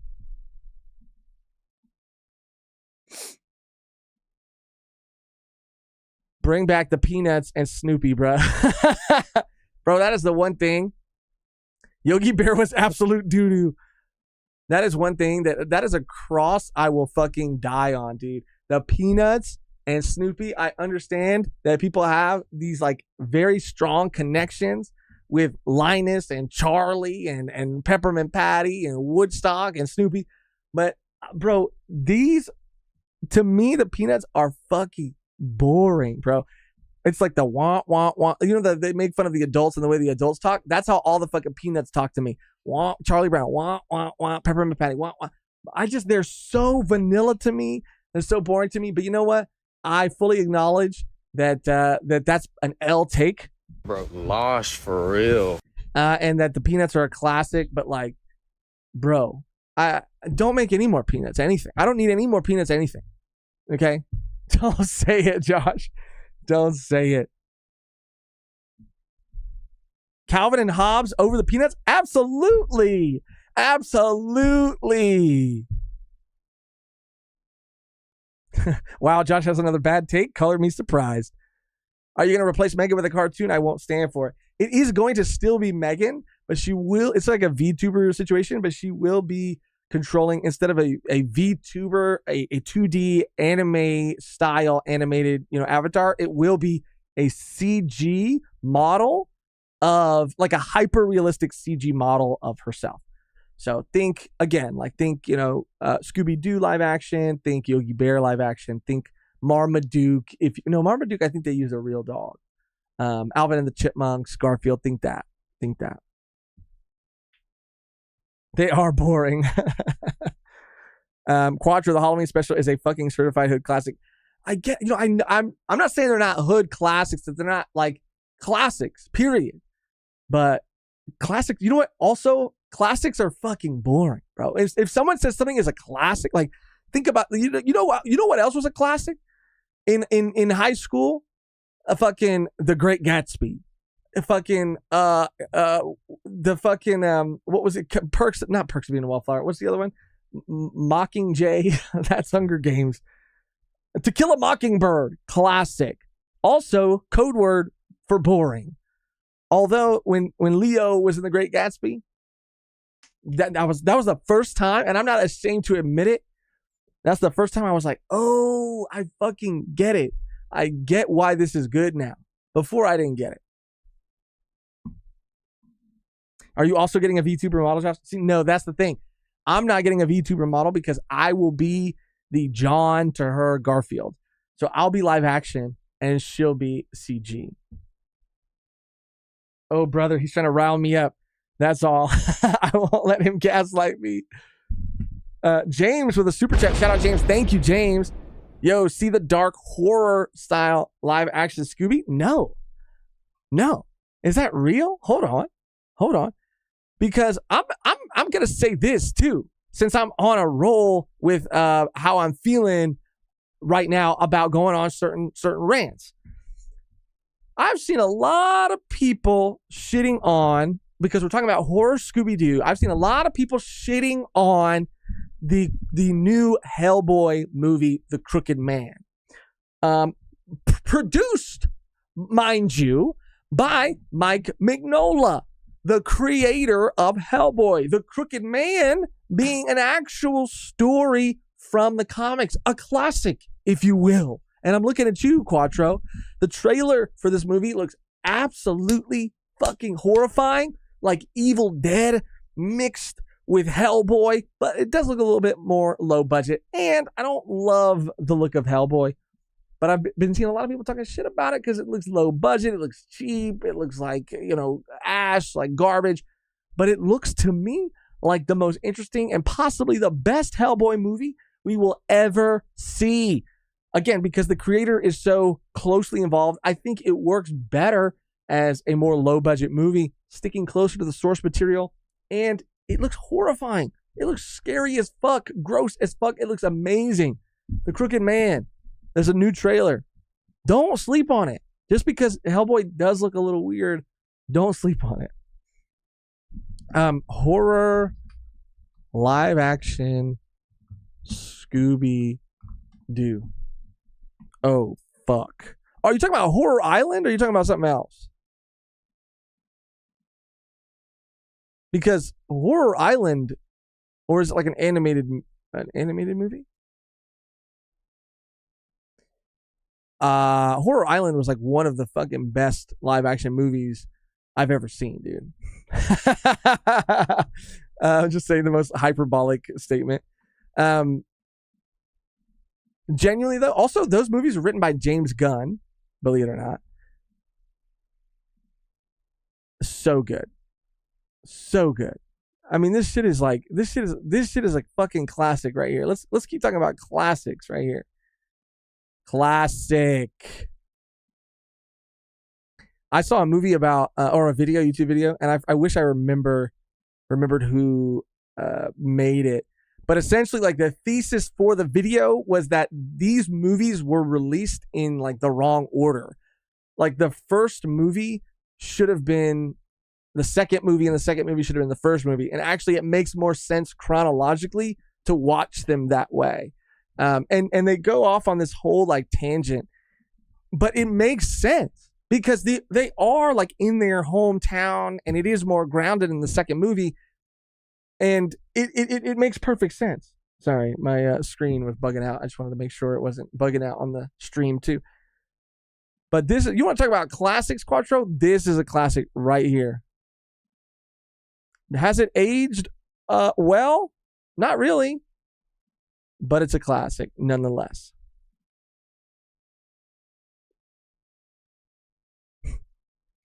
I've only seen the first Hellboy. Am I missing out? I wouldn't say you're missing out.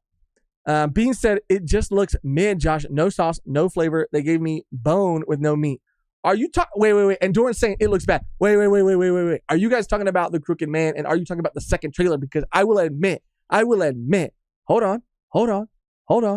I will admit that the first trailer for The Crooked Man, and we're going to look it up right now, looked kind of mid. It looked kind of bad. And I was kind of on that side of like, I think I'm going to skip this one. But the second, and I think they felt that because in the second trailer, this shit just came out 2 motherfucking days ago. No, 3 days ago. Okay. And again, I cannot stand personally how Hellboy looks. I don't like the look of Hellboy necessarily. But bro, this shit, look at this shit. What the fuck? This second trailer really did it for me. The second trailer really got me. Again, it's literally just Hellboy, though. And me and Megan were trying to figure it out, too. Like, what is it about this man that they didn't quite get right? And Megan said it was something to do with his lips and his nose. But, yeah. LOL excuses. Second trailer was fire. Thank you, Nico Mero. Yes, I'm talking about The Crooked Man. This Hellboy actor has zero aura. See, I'll give you that. But the movie, it's crazy because like the movie around Hellboy looks so good. Where's his big ass chin? Where's the raw essence? Big ass chin might be a part of it too, because Perlman, dude, is Hellboy, not fucking what's his name from Stranger Things either, bro. But this new trailer, I'm telling you guys, I'm scared I'm showing too much already, but it's worth it, dude, bro. The one thing I will concede is I'm not a fan of the look of Hellboy, but the movie looks like it might make up for that. Maybe. And that's a strong endorsement. It might make up for that. I think there was only one more thing that I really cared enough to talk about that came out of Comic-Con. And there's a bunch of shit. I mean, obviously you guys have been seeing it everywhere. Also, again, sometimes I just go on. This is not it, by the way. But since we're on the topic of like random shows, this is just another show that me and Megan decided to watch randomly. And it was actually way better than I thought it was going to be. It's called Silo. There are 2 shows like this. The second one is called From, and that's the one I would tell you to watch more than Silo. But if you haven't heard of Silo, it's based on a book. It's the main actor is the actress from Dune, the mom from Dune, who, by the way, during this show has like the weirdest accent. So just ignore that if you do watch it. Her accent is all over the place and is so odd, but she's a great actress and the story is really good. Very simple premise. And that is that there are a bunch of people living in a silo and they have these screens that show them the outside world and the state of the outside world. But of course, as I'm sure a lot of you might be guessing right now, things aren't as they seem. But it's a whole society. It's really well like thought out, obviously, because it's based on books. But you could tell they're bringing in a lot of the source material into the show because it just feels like it has that sort of like level of detail, I guess, that is more common in books. Common's in it. Rashida's in it. Rashida Jones. It's just a good show. And it's not like the most amazing thing I've ever seen, but I do recommend it. I mean, it is a good show. Kind of not really Fallout vibes, actually, but I just say that because they're in a vault, a silo, bunker, whatever.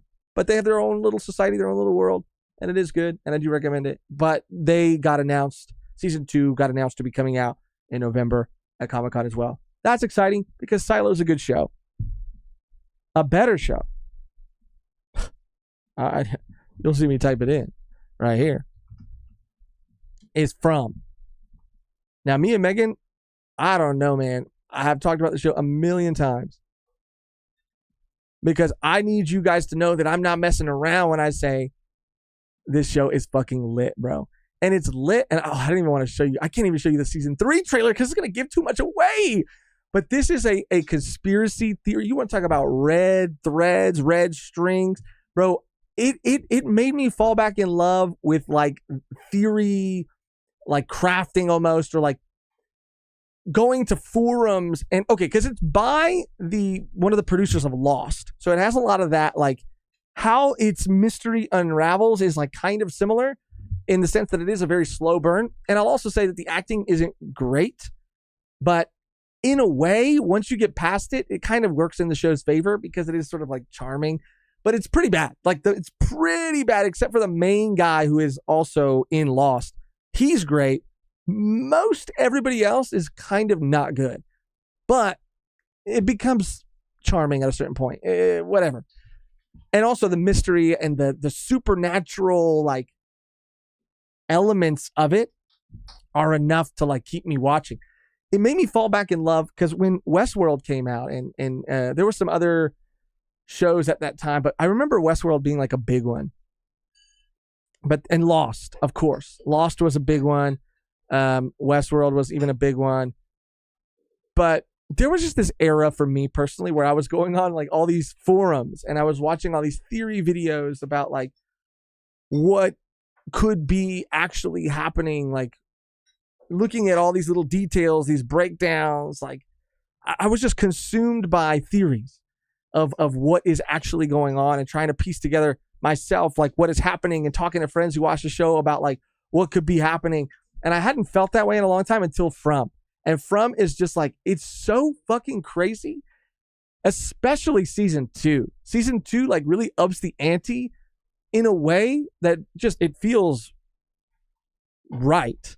But in a way that like also doesn't answer a lot. If anything, like gives you more questions, but not in a frustrating way. Like, I don't know, man. It's so good. And my brain loves it. I don't know what it is. Like the acting is not great, but it is very scary. It is very supernatural. The mystery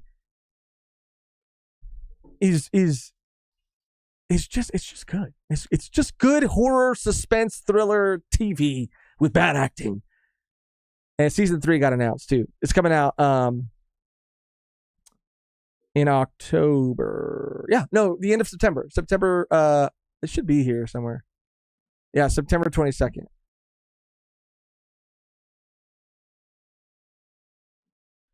And I didn't think, because this show is low budget, but you don't always feel that necessarily. But I didn't think this show was going to come back.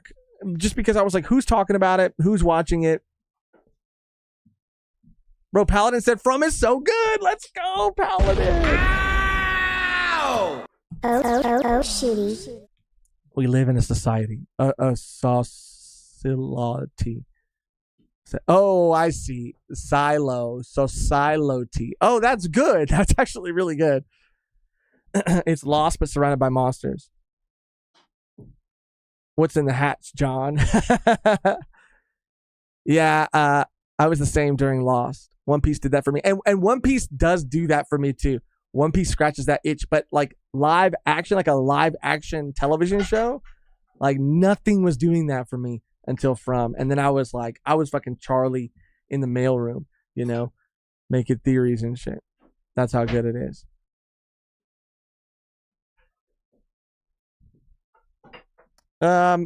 Anyway, the last thing I personally want to talk about, and then I'll go through the community live a bit. And I know, say what you will. Talk your shit right now, Conrad. Whoever. Doctor Who, a spin-off series was announced, which I mean, if you're a Whovian like me, if you're a Doctor Who head like me, you knew this shit was happening for a while. Spin-off, but it officially got announced and talked about. Lit, exciting, awesome. But they also, more exciting to me, debuted like, I think it's like the first 6 minutes or 5 minutes of the upcoming Christmas special. What the fuck? What the actual fuck? And even more crazy than that was they released at Comic-Con, the sons of motherfucking bitches. Let me see if I can find it before I show it. 15th Doctor. Exclusively at Comic-Con, they released the Doctor's Sonic Screwdriver. The character options Sonic Screwdriver replica. Are you fucking joking, dude? This is, I would have bought a Comic-Con ticket just for this. This is how much I love Doctor Who. This is how much of a collector I am of like Doctor Who Sonic Screwdriver specifically. But if they were like, oh, you could see fucking Wolverine, Deadpool early, you could, I don't know, you could get like, there's nothing. You can meet Hugh Jackman, you can meet Ryan Reynolds, you can meet nothing would have got me to go like this. I felt more FOMO from this than I felt from anything shown, talked about, released, happening. It was this. And they're coming out with it, in what is it? September, I think. They're releasing an exclusive collector's edition and then a regular edition. But man, and I already looked on eBay and it's marked the fuck up. You already know. People are selling it for like $120. And if I had $120, best believe I would buy it. There's so many other people who were telling me, don't buy it, because it's marked up right now. Like the price is going to go down. The only reason I'm not buying it is because I can't afford that. But if I could afford that, it would be in my cart. It would be on its way to me right now. But yeah, the spinoff sounds cool. And the Christmas special looks fun. I've been saying this. I mean, I'm curious to know. They also did a panel with Star Trek, which was kind of interesting because I think it's a mobile game or something that is happening. But it's interesting because in the new season, they reference Star Trek in universe. And there's a lot of stuff that they do in this season that is very self-aware in a way that it has never really been before. But they mentioned Star Trek, alluding to the possibility of there being some sort of maybe potential crossover at some point. But I don't know. There's just been a lot of shit, and I'm kind of like, I don't really follow it as much, or maybe it's just not as prevalent in anime and manga, but like, we cover what we cover, right? And so we obviously talk about One Piece, and if there's a series that catches our eye, like, fuck, why am I forgetting the name of it right now? The Berserk, Centuria, we'll find an excuse to cover that. Vinland, obviously, we're still going through that. Dan, Chainsaw Man, things like JoJo, things like that, whatever. But things just kind of like happen. I don't know, like it just doesn't feel. The fandom, the community feels so much different. And I don't know why necessarily, but I have just seen so much like negativity around this specific and particular like era of Doctor Who, but like in the like in a way that takes like the most energy, and it's to a point where I'm like, what? Like, who fucking hurt you? Like, why do you care so much about ruining this shit for everybody else? Because it's not just that like people are talking shit about like episodes or casting or choices or whatever, but but after all of that happened, it was people talking shit about like the viewing numbers, like, oh, the viewing numbers are out and it fucking bombed, like no one's watching this shit. And then after that, it was like, oh, there was a leak at Disney. There was a leak at Disney, and it was similar to the Sony leak. And some information came out about Doctor Who and how Disney's like not happy with how it's performing and thinking about axing it after season. And it's like, bro, none of this shit is. But then they release like, announce spin-off series and all these things, and then people come out and have to correct these records and say like, yeah, that's not true. It's way too early to even be having those kind of conversations. Like, these are people from the actual studios. I don't know. It just seems like there are haters, right? In the anime and manga community, in the comic book community, in all kinds of community. There are haters everywhere, haters galore. There's plenty of haters. But like, something about the way people have been talking about Doctor Who, it's like they are praying for its downfall in a way that I have not seen or felt in a long time, man. And I just don't get it. I mean, I guess I do. Like, if I simplify it, like, it's people talking about the fucking woke ma, everything's too fucking woke. Like, Doctor Who hasn't been doing this shit since fucking day one. Kiss my asshole. You know what I'm saying? Like, it's so stupid, it's so goofy. But it, like, I really think sometimes I'm like, is it just that though? Are these people that fucking dumb? Or is it the engagement? Is it mother engagement, the teat of engagement that people keep sucking on? I don't know. I don't know if it's like, oh, I don't even really, like, if they turn off the cameras and they're like, damn, I don't really give a fuck. I don't really care that much, but I got 160K on my last video. I don't know. But it's just been crazy to see people kind of go for the throat of Doctor Who. And all I'm saying is, I think this era is awesome. Do I like the finale of this most recent season? Not at all. I thought they dropped the ball hard, but I don't think that it takes away from the rest of the season or the overall direction of the era. I just love this shit, bro. And I just have a good time, and it makes me happy to see people, in the chat I saw Doran saying they're on episode 7, and just people saying, oh, I'm gonna watch it once it's out.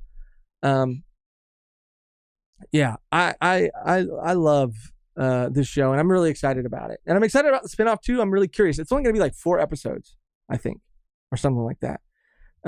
It's gonna be Unit, which is kind of like Shield. Unit is Shield, but in Doctor Who, and they deal with the world and all of these alien incursions and threats while the Doctor's off doing other things. So it's going to be following Unit and this other race of sea devils. And I'm curious to see, how it is. But I have faith, and I'm excited in the direction of it, that we're living in this time. And I can't wait to get my hands on a new sonic screwdriver. Hopefully soon. Quattro Doctor, who cares? This is because of my fucking Peanuts rant. I already know it. I know you don't feel that in your heart. I know you don't feel that in your heart. Paladin Berserker, a Jedi, watch Penny Dreadful to scratch that itch. Bro, Paladin. Not only, and I do truly mean this, like Andor, what I've watched has been super incredible. It's been the best Star Wars shit I've seen, almost maybe even like, not period, but I mean like show. It's like Mandalorian season 1. What I've seen of Andor, it's been great. I need to finish it. And just because I haven't finished it doesn't mean that I don't hold your recommendations. Like, I don't hold them in high regard. Like I really do. But you mentioned Penny Dreadful before, and it caused us to look it up, and it was Josh Brolin and somebody else. And your recommendation was already enough for me to add it to my list, right? And I did. I added it to my list, and I was like, okay, it's another show that I need to keep, in the back of my mind, so that when I'm looking for something to watch, I can maybe pull that up.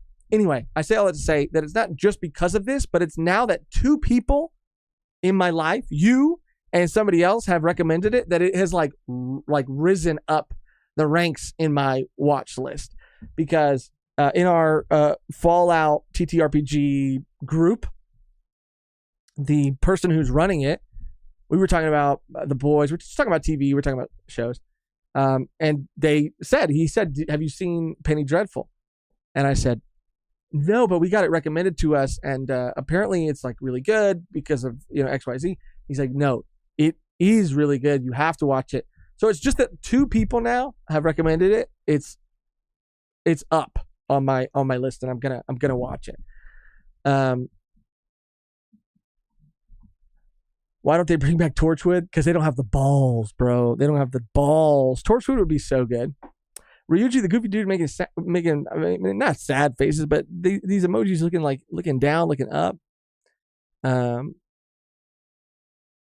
thought it was maybe a reference to something, but maybe not. Honestly, if you want to sell someone on the show, just have them watch episode 7. It can even exist on its own. And that's of the new series, right? The new season. I think we're talking about the same episode. I just want to make sure. Doctor Who series. I think it's 14, right? Episode 7.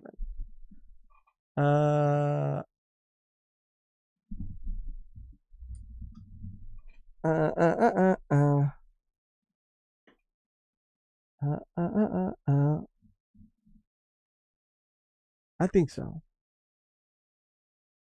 Doctor Who. Bro, that's the other thing I hate. Is there's no way to.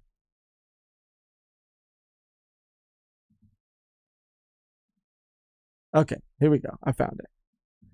There's no way to search it, man. Like they've just really. It's the Legend of Ruby Sunday. Okay, so it is that episode I was thinking of. Yeah. Great. Look at the Rotten Tomatoes score on that bitch. Do they stick the landing? In my opinion, not really. But this episode, the episode before it, episode 7, it is incredible. It's because, like, bro, if you type in Doctor Who season 1, episode 7, you could get the black and white William Hartnell like original series episode. You might get episode 1 of the 2004 RTD Christopher Eccleston reboot. And now you also might get this one because Disney Plus is now calling it season 1. So it's like the seasons for Doctor Who are fucked. And I get it, but damn. It's hard.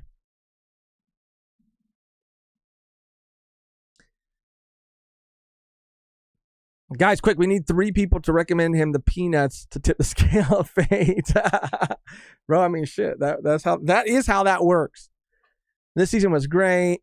It has some stinker reveals, but I love the creative concepts RTD is going for. Boom.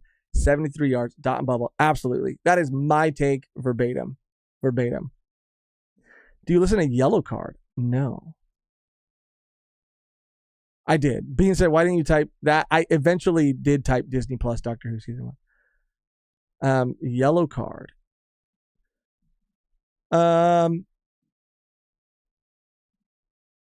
Childish Gambino came out with some new music recently, though. Bando Stone. It's pretty good. Yellow Card.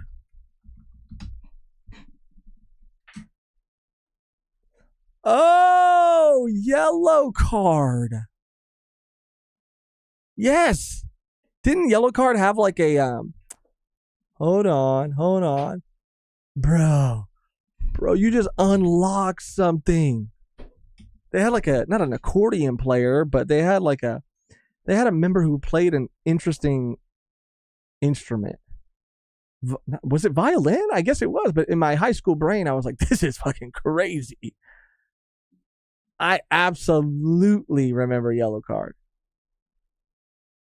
Haven't listened to them since probably 2008, but absolutely. Damn, you unlocked something right now. Wow. That's beautiful. That's beautiful. Paladin saying, I can't wait for the Brando Stone movie. Yeah, dude, that movie, Donald Glover, first of all, he's amazing. I don't give a fuck. I loved him as Lando. Atlanta, watched all of Atlanta. So good, so creative, so well written, out there, Twilight Zone shit, Twin Peaks shit, but amazing. I mean, Childish Gambino, his stuff has been great. Community, Troy and Abed, great. But this movie, somehow, I mean, it always feels like he's just someone who is outdoing himself all the time. And this feels like the next step, in that evolution. It looks great. Even Mr. and Mrs. Smith. I watched the new Mr. and Mrs. Smith because of Donald Glover and because it just looked good. And it was good. And I think he was like a producer, maybe a writer on that as well, but definitely a producer and obviously starred in it. But this movie looks crazy. It looks so good. It looks so interesting. The album accompanies it. I'm fucking lit. I'm so ready.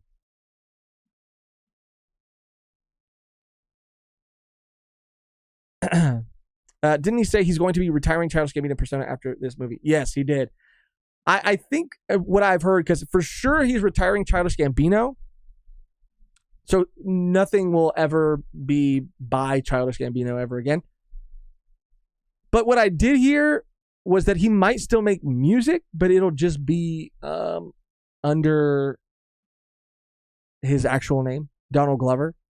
I thought that like he was saying, I've done the music thing. So I'm putting to rest like Childish Gambino, but also like the music part of my career, like, and I'm focusing on it, maybe other things. But I heard somewhere that he might still do music, but just under the name Donald Glover. I don't know. This is how you do it, Eminem. Okay, you don't need to come out with an album called The Death of Slim Shady. You freaking boomer. That's from Boomer to Boomer. Honestly, you don't need to do this fucking this what you think, what you believe, Marshall, is some high concept, heady fucking shit. You just need to make a good album and say, hey, by the way, this is the last album that I'm going to be using the Slim Shady moniker on. And then I'm kind of like retiring that. It doesn't need to be this fucking like thing that you think is so deep. Okay. Jesus Christ. Doran said, oh, I'm at episode 4. Episode 4 of Doctor Who. Let's see. Because Ruby Sunday is good. But let's see what you meant. Doctor Who. Disney Plus season 1, episode 4. 73 yards. Is that it? Oh yeah, banger. Look at the Rotten Tomato score of this fucking episode. 100%. Yeah, 73 yards is so good.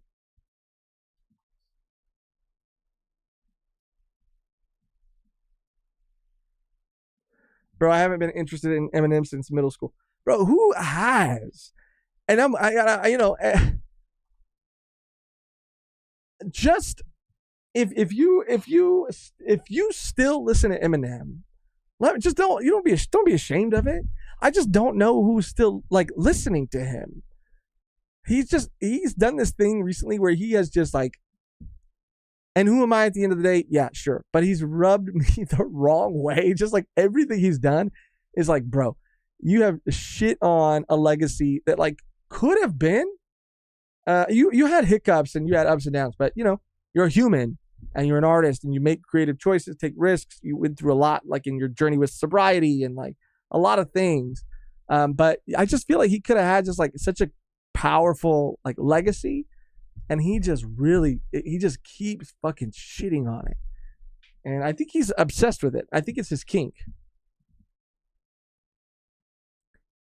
73 yards is so chilling as a concept. That episode was phenomenal. Yeah, I agree. It was absolutely phenomenal. And again, you can, I would say, and tell me in the chat if you have seen it and you agree or disagree.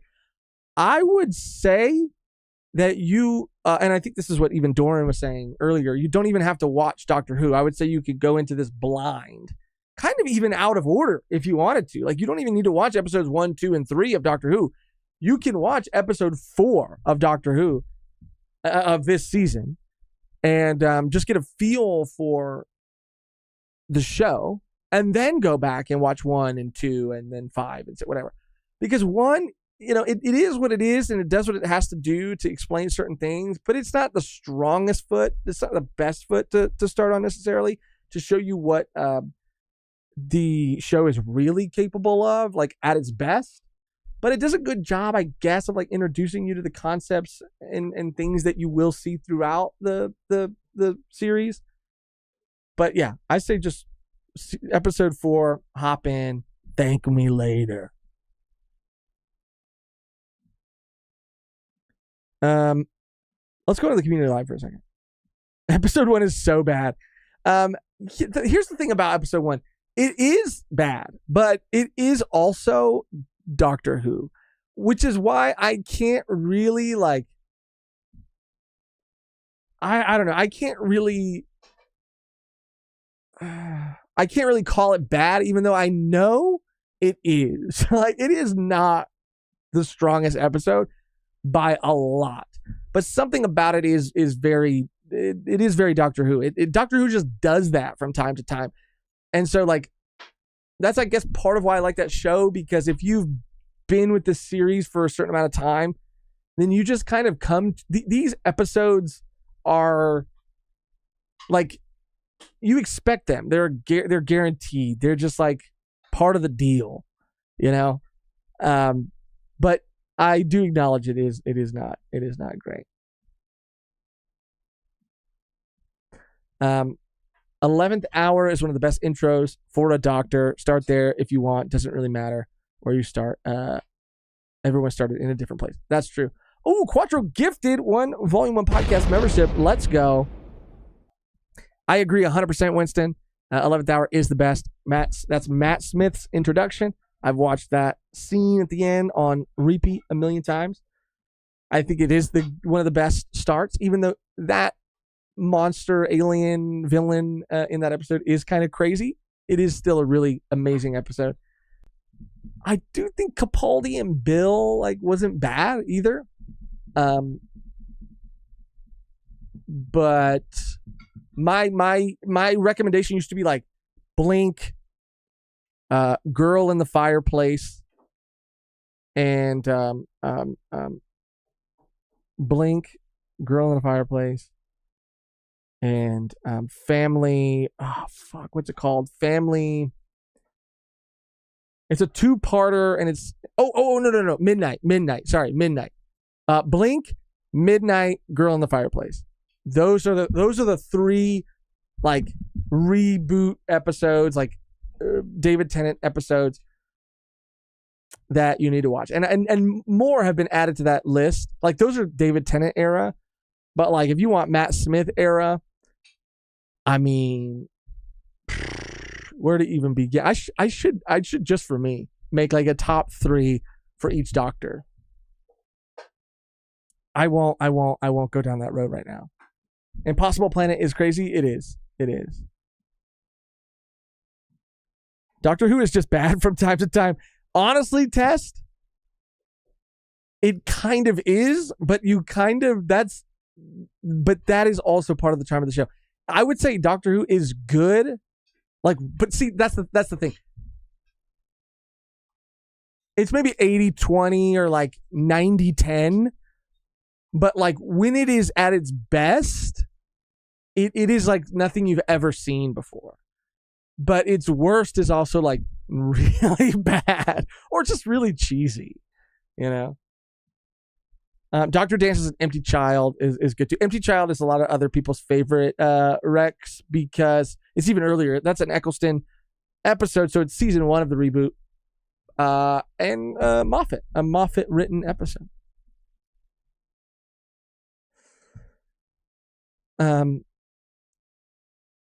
All right, let me pull up the community live section. We've been 2 hours and 15 minutes.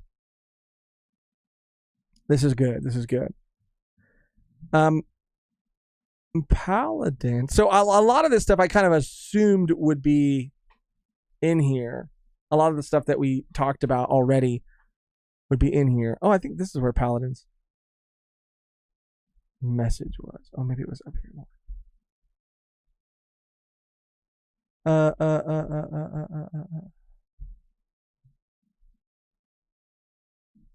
Hold on.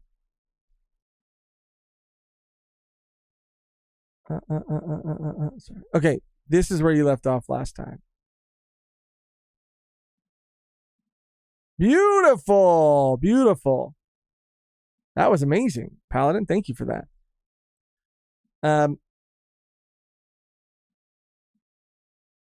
It's at the bottom. I found it. Doctor Who. Let's see. I love hearing people's takes on Doctor Who because I don't get to talk about Doctor Who that often.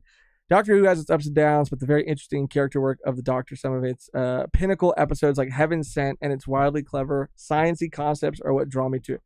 Again, Brandon, you just have a very perfect way of articulating my feelings about it. Yes, it very much has its ups and downs, but absolutely the character work of the Doctor, and just that the idea that you can. The evolution of this character and how each actor brings something different, but like for the most part is the same. Like, I don't know of any other show that has done that. And especially not like as successfully, even though like it is so risky, but it's the reason it's been able to exist for this long. And it's kind of this built-in way of keeping it like fresh and new. I don't know. It's just really good. Heaven Sent is incredible too. All right, this is the. Oh, I had it open for the entire time. Let me zoom in on it because that always just makes it a little bit better. So people can see things a little bit more and move this around. Almost there, I promise. I think that's it. Yeah, we'll go with that. All right, we're a little zoomed in now. So, yeah, where we left off is around here. Now, this seems to be some sort of Naruto / Ninja Turtle crossover comic book. And boy, oh boy. I love it. I gotta say, I don't know how the fucking turtles are gonna end up in Konoha because that is where they're at. It's not vice versa. But I love it, and I'm here for it. I don't know, and see, that's what's so interesting. I was talking to Megan's dad about this, and I would love to know, like, every time I see the Ninja Turtles now, I always think about this because I mentioned in the beginning of the stream that I'm just so interested in like how things like evolve culturally and kind of like how we even, whether we're like fully aware of it or not, even though I think most of us are aware, how we repeat things, even though it's just a different skin or it's just a different like version of something we've done before. We've done it before and we just keep doing it over and over and over and over. Anyway, so I was talking to Megan's dad, who's a huge nerd about Marvel, about Star Wars, and just the state of fandoms. I don't agree with everything he says, but I don't think he agrees with everything I say, and that's kind of what's so interesting about like talking to him about these things. Just hearing different perspectives. So he's kind of the mind, and this part I do agree with, that like no matter what Star Wars makes, it's always going to be doomed to fail. He loved The Acolyte. He liked a lot of things that most fans haven't really liked. And his thing is that, like, you know, when he was a fan of these things, like, he never imagined a world. He could never imagine a world where we would be getting as much of this thing that we're getting now. So he's kind of the mind that, like, if Disney hadn't bought it, I wouldn't be getting as much Star Wars as I'm getting now. And even though it's not always the best, I like that I'm getting it at all. And that is what I personally like. That's a very valid take and a very valid opinion. But that is the one thing I don't agree with, because like I don't want something like I don't want more Doctor Who, and even if it's like bad, I don't want to, or if I don't think it's good, I will never say, well, at least we're getting Doctor Who. No, I would want it to be as good as it could be or not be at all. I would be happier with those two things. But anyway, we talk a lot about how like he thinks that like no matter what comes out, like it's already never going to succeed, Star Wars at least, because now there is no one kind of Star Wars fan. Like, Star Wars has become this thing that is kind of 3 or 4 different things. So like, even Star Wars fans hate other Star Wars fans because there is not just one kind of fan. Like, there are some people who like the originals, nothing else. Prequels, nothing else. Clone Wars, this, that, shows, this, that. So nothing that they do like will please everyone. But we look at these like fandoms and we look at these like properties, these franchises that we love. And I even question sometimes like my own instincts when it comes to like how I feel about something.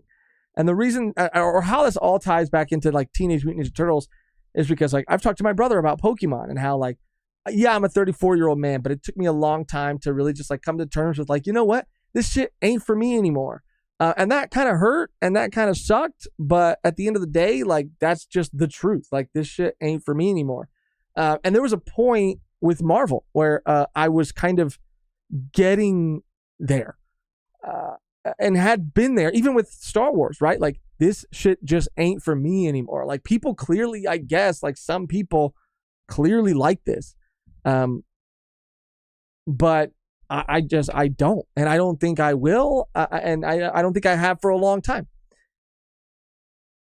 During one of these like conversations, Megan's dad had just told me that the same thing was true for him in Ninja Turtles, how he got to like live through, because he even said it's just like the Ninja Turtles thing all over again.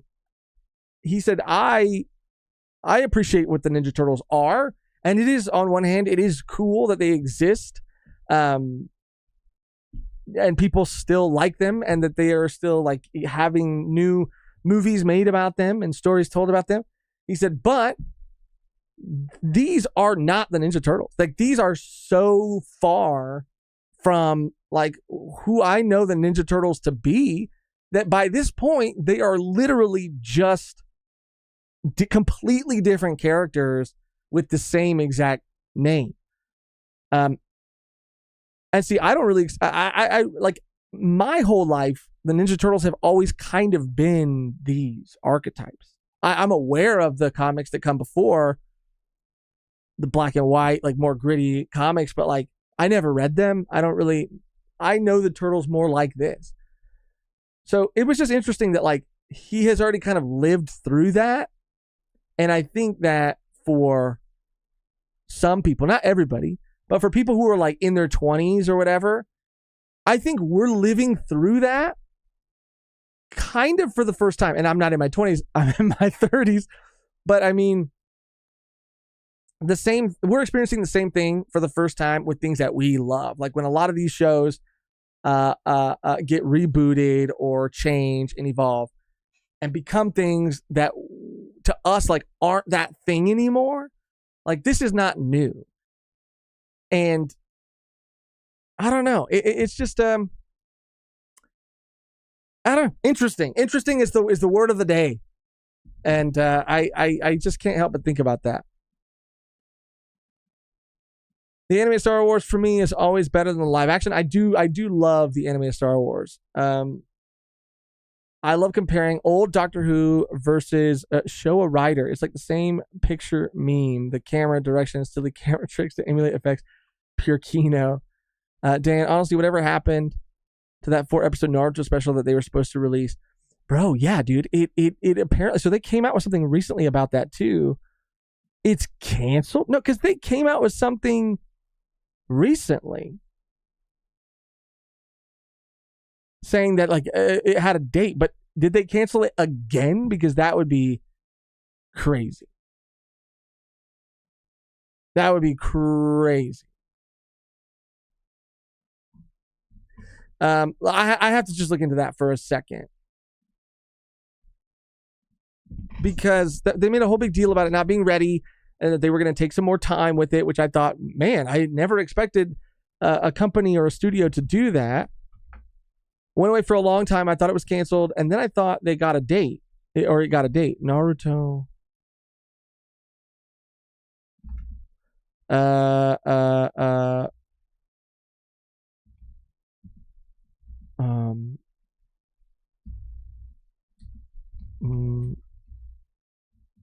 release date? Naruto was supposed to return with 4 new episodes, so where's that?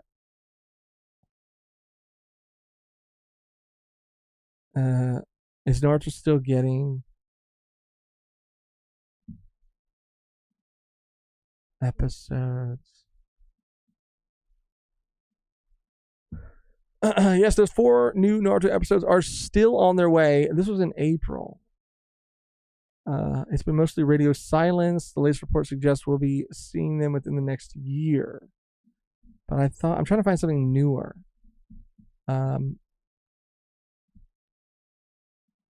Maybe someone can help.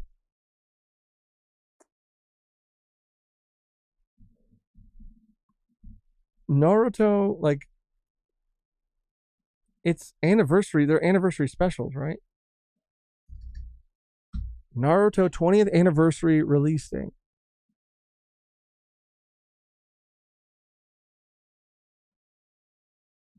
Soon. Okay, this was April. Oh no, this was May. This was May from comicbook.com. Naruto's 20th anniversary anime episodes could be releasing soon, according to an update. Here, I'll just put this on so everybody can see it.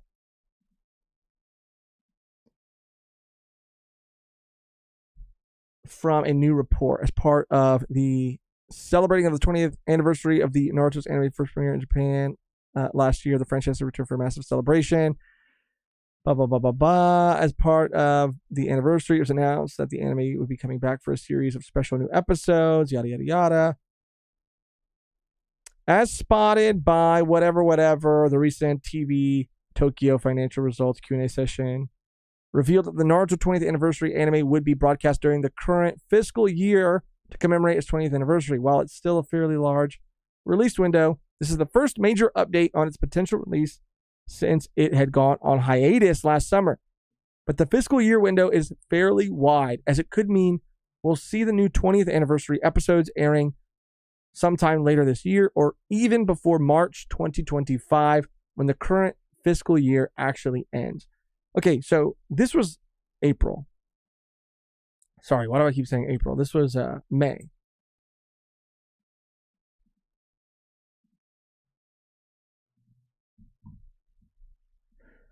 I don't think it's canceled. The only thing I heard about it was that it was switching studios. It's no longer Studio Period. It's a new division, Period Films. It's the same thing that's happening with Bleach. I'll assume it's canceled until I see a trailer. Honestly, Paladin, same. But I don't know. At least it seems like they might be still working on it.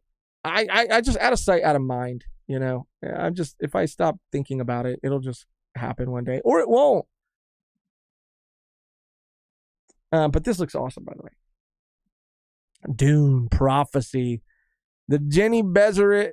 What did I say? The Benny Gesserit spin-off series, bro. I need to read these books, man, because this is a world that I have fallen head over heels for.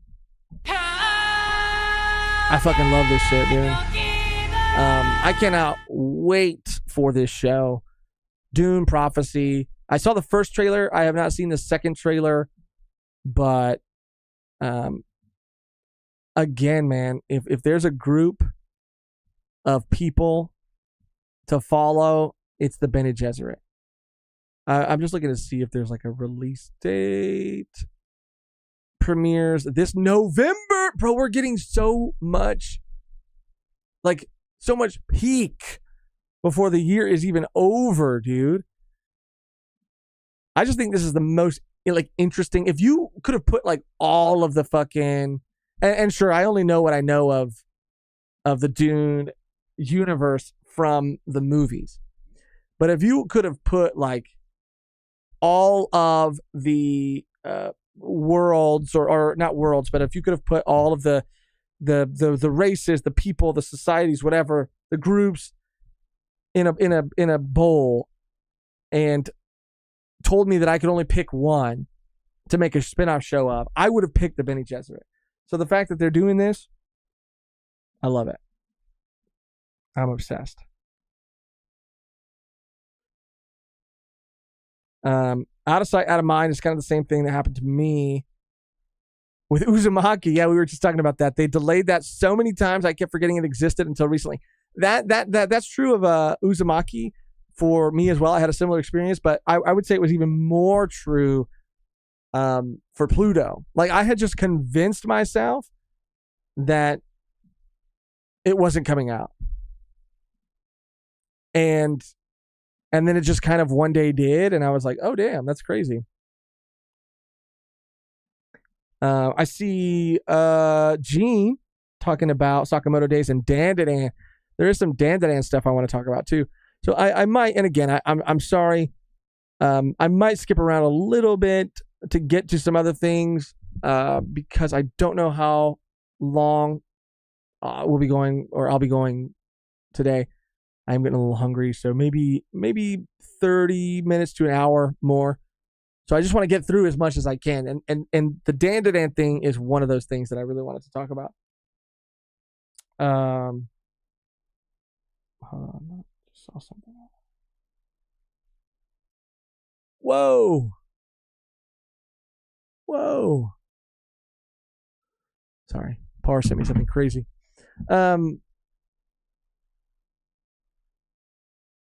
So this is about Halo, the Halo show, which, yikes. Speaking of bad video game adaptations, seems like this one's pretty bad. Season 2 was for sure the right course correction for the show, which is rare for most shows to do. I'd hope Amazon would pick it up like they saved The Expanse after Sci-Fi canceled them. So, okay. So it seems like it's canceled after 2 seasons, but that season 2 was starting to move things in a better direction. I don't know. When it comes to shows like this or properties like this, I just say fucking redo it. Pick it up. Someone else pick it up and redo the damn thing. You know what I mean? But I don't know. I didn't watch any of it. I heard nothing but bad things. Nothing but bad things. Bro, I've been seeing these motherfuckers have been hanging out so much. And it's always this guy. Cameron Johnson and Daniel Lasker, Mr. 5 and Mr. 9 together in Cape Town, South Africa. Bro, they are chilling out there. I've been seeing Alvida, Mr. 5, everybody just like kicking it, hanging out, going to fancy dinners. They're having the time of their lives, and good for them. I'm a little jelly. I'm not going to lie. I'm a little jelly. But good for them. They really do look like they're having so much fun. I've been seeing so many photos coming out of all of them just like hanging out. And that's great. I mean, you really, I would assume that is a best case scenario when you as a cast, like, you just get along so much that you want to hang out outside of work. You know what I mean? Like, acting at the end of the day, it's a job, it's work. And you don't have to hang out with your coworkers when you clock out. But if you do, that must mean that you really do fuck with them. You really do like them. So the fact that they're all getting along, having a good time, that's great. That's great, because that's gonna translate well into, like, you know, press and things that they're gonna have to do together. It creates a good energy, a good vibe, even for everybody else on set. That's good. That's beautiful. Paladin saying, stay up all night with Lois Lestat and these 13 AMC series coming to Netflix. You're lying. You're fucking lying, Paladin. This is crazy. 13 AMC series coming to Netflix in the US on August 19th. What the fuck? So the 19th of this next upcoming month, Bro, we were just talking about Shut Your Mouth. We were just talking about Interview with the Vampire. Now you can watch, it looks like season 1 on Netflix. Never watched Mayfair Witches. And honestly, and I am so sorry if there are fans of The Walking Dead in here. Fuck The Walking Dead. It just is too much. They're doing too much. But Preacher, another classic, bro. And I think that's why, like, me and Megan really got into watching The Umbrella Academy. We binged all 3 seasons in preparation for the 4th and final season coming out very soon. Because Preacher, while the live action is very different from the comic books, this is, again, Seth Rogen, I think, doing something that he's done like multiple times very well, and it's adapting these comic book series in a really like refreshing like live action medium, like bringing them to the screen in a way that's like different but still faithful, but is good. Like Preacher is a fucking crazy comic book, and the fact that they did half the shit they did in the live action amazes me. It's not a perfect show by any means. It is not a perfect show, but I really, really did like it. And I there was a big Preacher size hole in my heart because, again, it takes things to an absurd sort of like level that I've not seen a lot of other shows like fully commit to. The Boys kind of does it, which, again, Seth Rogen behind that too. But also the Umbrella Academy kind of does it. And the Umbrella Academy kind of filled the Preacher hole in my heart. But anyway, Preacher's great. Preacher's a great time. And Interview with the Vampire coming to Netflix. That's fucking awesome. Never seen The Terror. I've been out on The Walking Dead since Negan. And I never saw Mayfair Witches. But let's fucking go, dude. Oda mentions that he has decided to turn monsters into an official One Piece side story. I thought he already did that. Since the Wano Country arc has been completed and its connections with the Thriller Bark arc have been resolved, I thought it would be okay to have monsters be an official One Piece side story. So I gave the okay. Oh, right. Because, again, I thought that was already confirmed because of what we saw in the anime, but this is just him commenting on that. Okay, cool. But even though I gave them the okay without explaining how the story would connect to One Piece, when I saw the scene at the end with Zoro in the storyboards, I thought, wow, this is perfect. That's great. That's amazing. I love that. It doesn't really break anything, it makes sense. That's cool. And a new colored re-release of Oda's Monsters one-shot Rima's Sword has been edited into being the I suck at pronouncing any and all of these names, but the shui whatever, and his hair color has been changed to dark green. He is a Marimo, just like Zoro. That is awesome. I love that. That's amazing. I need them to spell it phonetically because I just need to culture myself because I can never pronounce Japanese names with certain words. I need a dialect coach. Top 10 highest rated TV shows of 2024 according to IMDb. And One Piece is on the top. Bro, this is actually awesome. So far, these are the top rated shows of 2024. Okay. Oh, I have a Shogun update too. So people were telling us to watch Shogun for the longest time. And again, like Andor and the other show with not Josh Brolin. I said Josh Brolin earlier. Josh, whatever his name is. Now I have to look it up. Josh.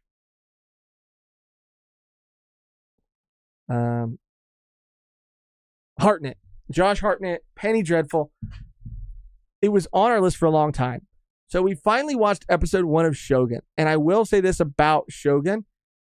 It is very, very well written. And by the end of the first episode, I think we were both really intrigued and wanted to see more. However, it was just like at that time, it was kind of slow. and we didn't continue it, but it wasn't because we didn't like it. I don't know if you've ever felt this way, but we kind of watched it. It just wasn't the vibe, but we could recognize that it was good and that we wanted to watch more. And it felt like if we were to continue to like push ourselves to watch more at that moment in time, then it would have like soured our experience. So we were kind of like, you know what? This is good. We like this. We're going to table it though, because it's just not the vibe right now. But when we're in the mood for something like this again, we know we have a good show to kind of like pick back up on. So that hopefully will happen soon. But the first episode was fun and good. It just in that moment wasn't enough to hook us, but we're going to come back to it. This is not a cyberpunk situation. X-Men 97, haven't seen it, heard a lot of good things about it. The Bear, of course, seen it. Controversial opinions on season 3, but love The Bear. Fallout, incredible. The Boys, this season, not the best of seasons, but still, The Boys overall really good. House of the Dragon, incredible. True Detectives, haven't seen it. One Day, want to see it, haven't seen it. And The Gentleman, haven't seen it. But the fact that One Piece is at the top of the list and it's the anime is I guess like not surprising, but it is surprising. And it's because of the global audience, I think. And that's something that I kind of forget about all the time. Just the global audience and how much that really does matter. But Luffy really is the fucking king. He's the king. He's on top. That's insane.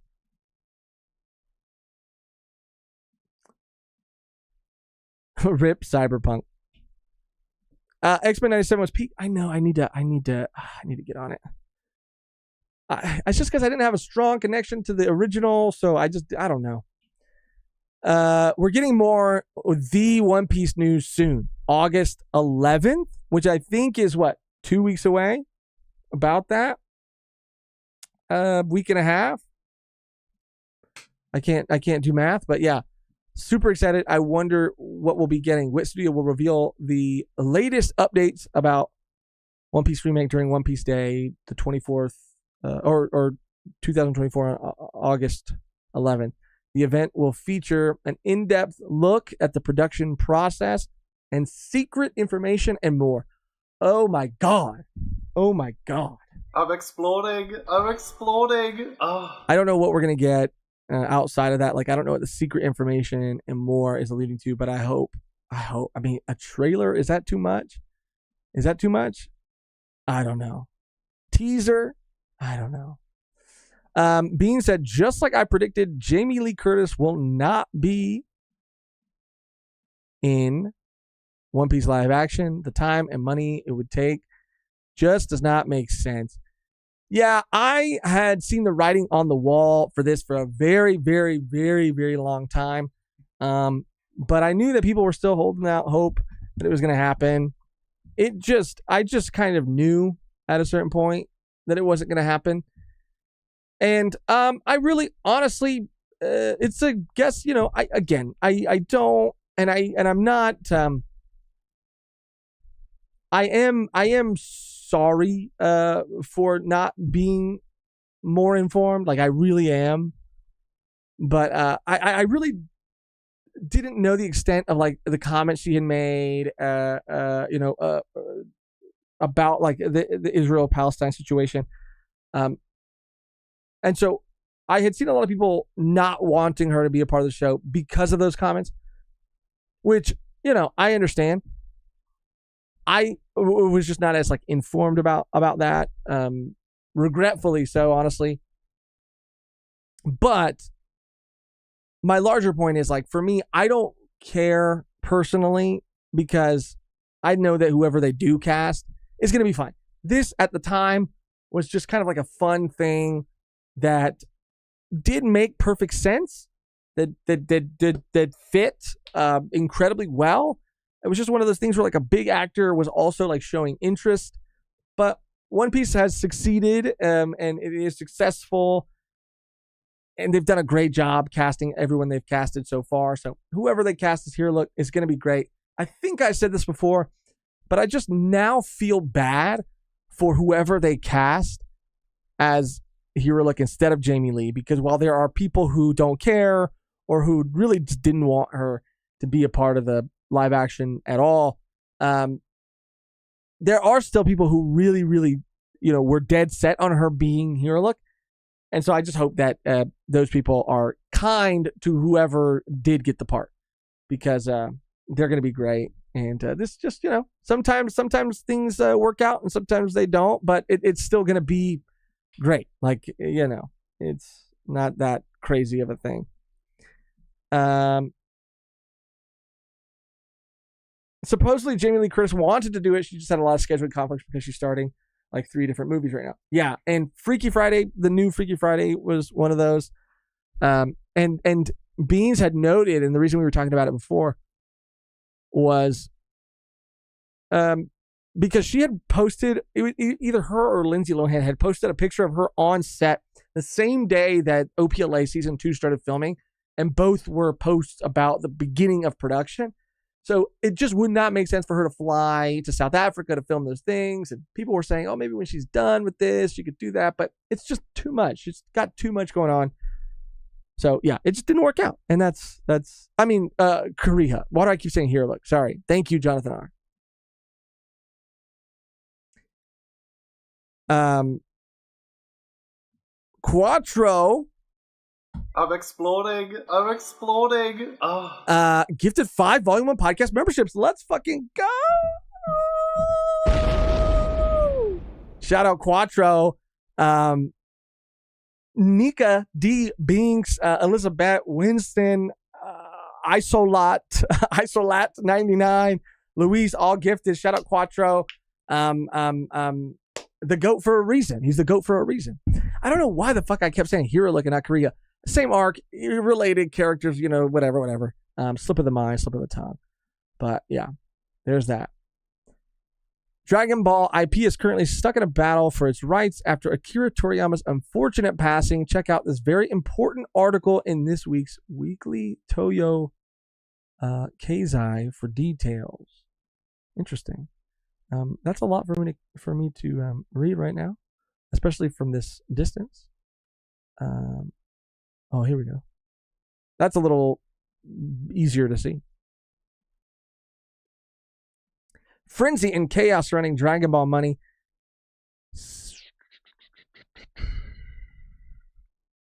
In March, the author passed away. R.I.P. King.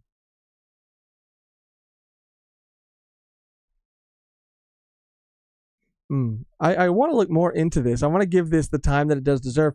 But it's just always so sad when this happens. And I hope this gets sorted out in a very respectful way. If there's like an estate or family that the rights could defer to, as opposed to a company. But I want to read more. A Shueisha insider recalls, without consulting his superiors, decided to make a film adaptation of Sandland. He always focused on serving the author, for better or for worse. Hold on, I gotta zoom in, bro. I can't fucking see. And then I do this, and then I can't see. Whatever. I can't fucking see. I'm blind. I'm gonna get close. In addition to those, evaluation progress was lacking in collaborations with the metaverse, and that higher ups were anticipating. As a result of 2022, he was reassigned to a new business department. Yeah,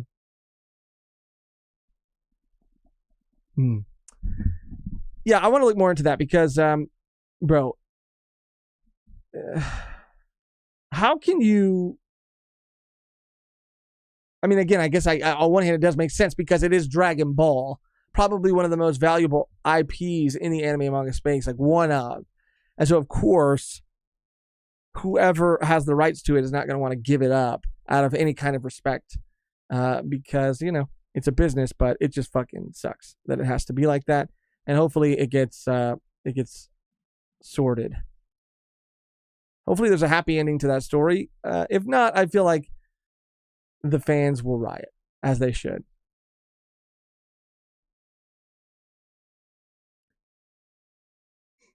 Is this about the same thing, or is this something?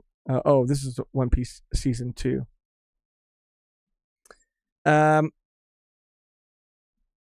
want to get to that Dan thing, so I'm gonna skip over some things, and I apologize. Oh God damn it! The Arcane season 2 clip. I can't believe we're so close to more Arcane. This shit fucking changed my life. This shit, Cyberpunk, Edge Runners. Who? Just kidding. I need to finish it, I know, but this show captured me in a way, in the first episode, in a way that made me want to watch the rest of it, in a way that Cyberpunk Edge Runners did not. But I can't wait for more season 2 of Arcane. It's gonna be the last season. I'm stoked. Where's that Dan thing? Sorry. I did see some of these set photos too. Maybe we'll take some time to talk about this on the One Piece stream tomorrow, because I think I'm going to try to wrap this up at around 3 hours. Oh, a new Daima trailer. Okay. I want to come back to that. Let's see. Hunter. See, this is what I'm talking about. It's always Mr. 5 rizzing somebody up. Last time, it was what's his name? I forget the actor's name. This time, Miss Valentine. Always rizzing someone up, dude. But look at how happy they all look. They're having fun.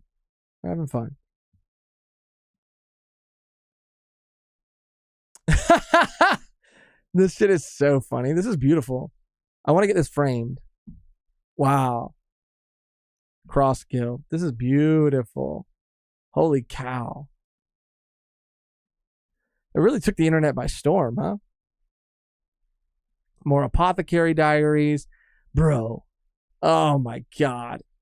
There was one character. Oh, I don't want to spoil Wolverine and Deadpool, but let's just say there was one character, one cameo in the movie that made the entire movie, was the funniest fucking joke of the entire movie because of the actor and the way that they delivered their lines.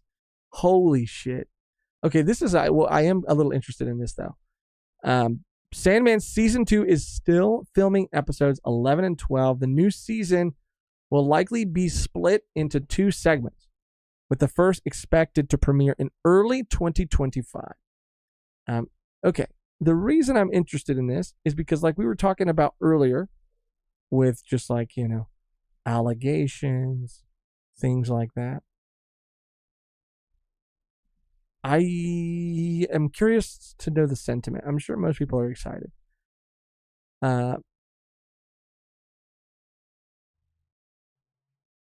People, at least initially, are just more upset about it being split into 2. But you know what? February isn't it. A bit disappointed that it'll be split into 2 sections, but whatever. I'm so tired of this stupid shit. Stop splitting seasons into parts. My enthusiasm for it has waned considerably. I thought we were only getting 10 eps, so whilst the wait is long, I'm pumped.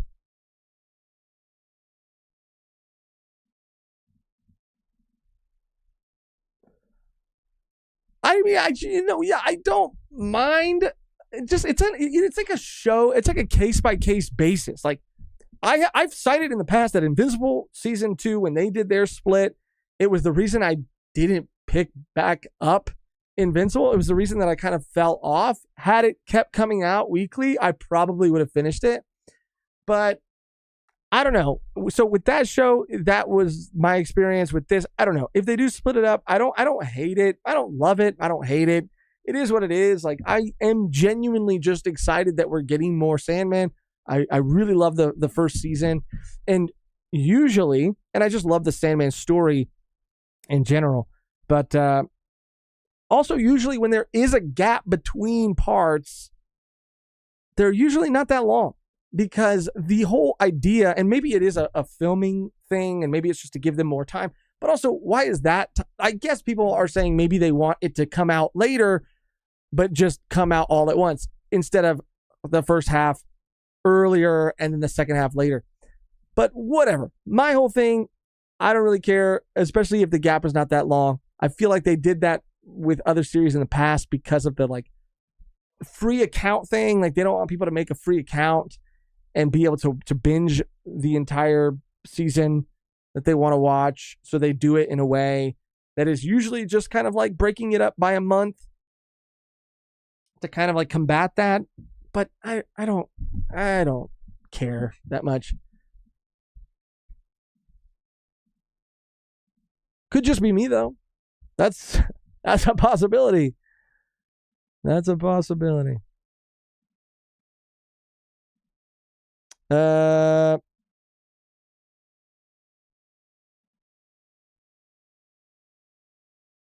Boy Detectives is an okay spinoff that has a few endless cameos. Yeah, Josh has fallen off peak. You need to finish Invincible. I will. Because that's the thing with Invincible. Like, I liked Invincible. I was digging the second season. And we had people, telling us that if you're a fan of the comics in any capacity, then, this season isn't that good. Like, season 2 of Invincible isn't that good. It's actually, like, kind of disappointing because of, like, certain things that again, happened in the comics. But even hearing all that, I still, my response to that was like, I understand that, but I'm still really enjoying season 2. I still really like season 2. It was just something about the timing of that break that made me not pick it back up, but I want to. And Dead Boy Detectives is an okay spinoff, Paladin.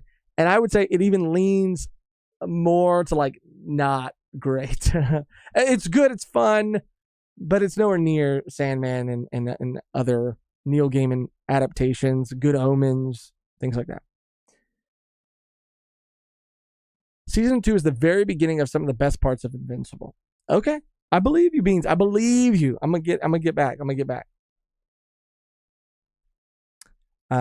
7 things you need to know about Childish Gambino's new movie. I'm assuming.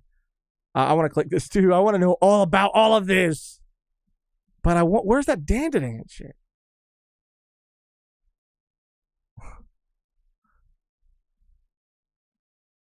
Zolo, I'm probably saying his name wrong. Fills us in on why he hasn't auditioned for Ace yet. Is this real? We have a burning question from Arthur Enrique 21. Yes. Are you going to be Ace? Not yet. Not yet. We got it yet in there, chat. I mean, it's a dream.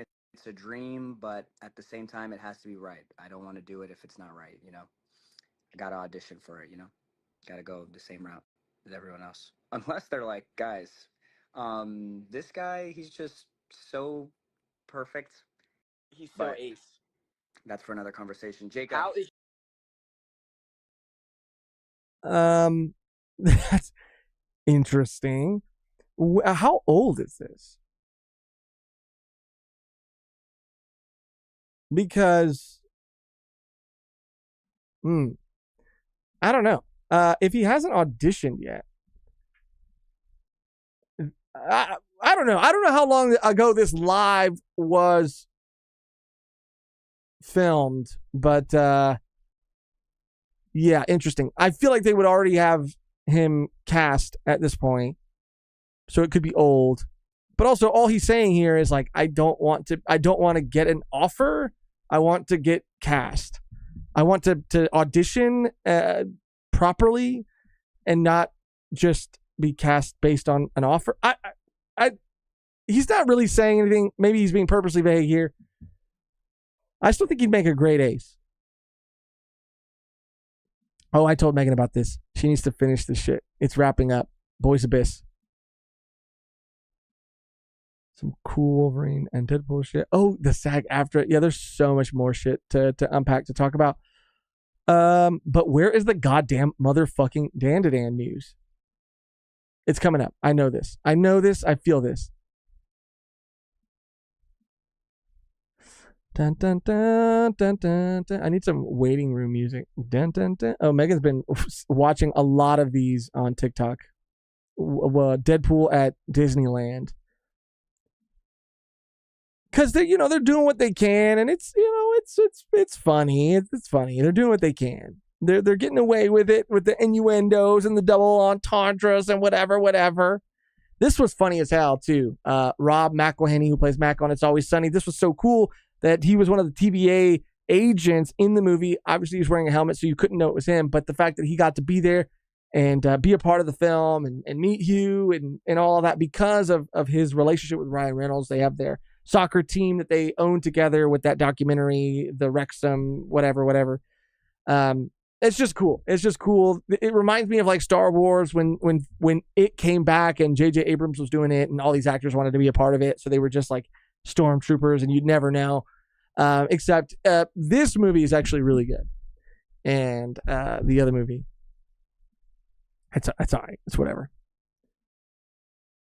This is incredible to see too, the Rotten Tomatoes. Ooh, Mighty 9. First look.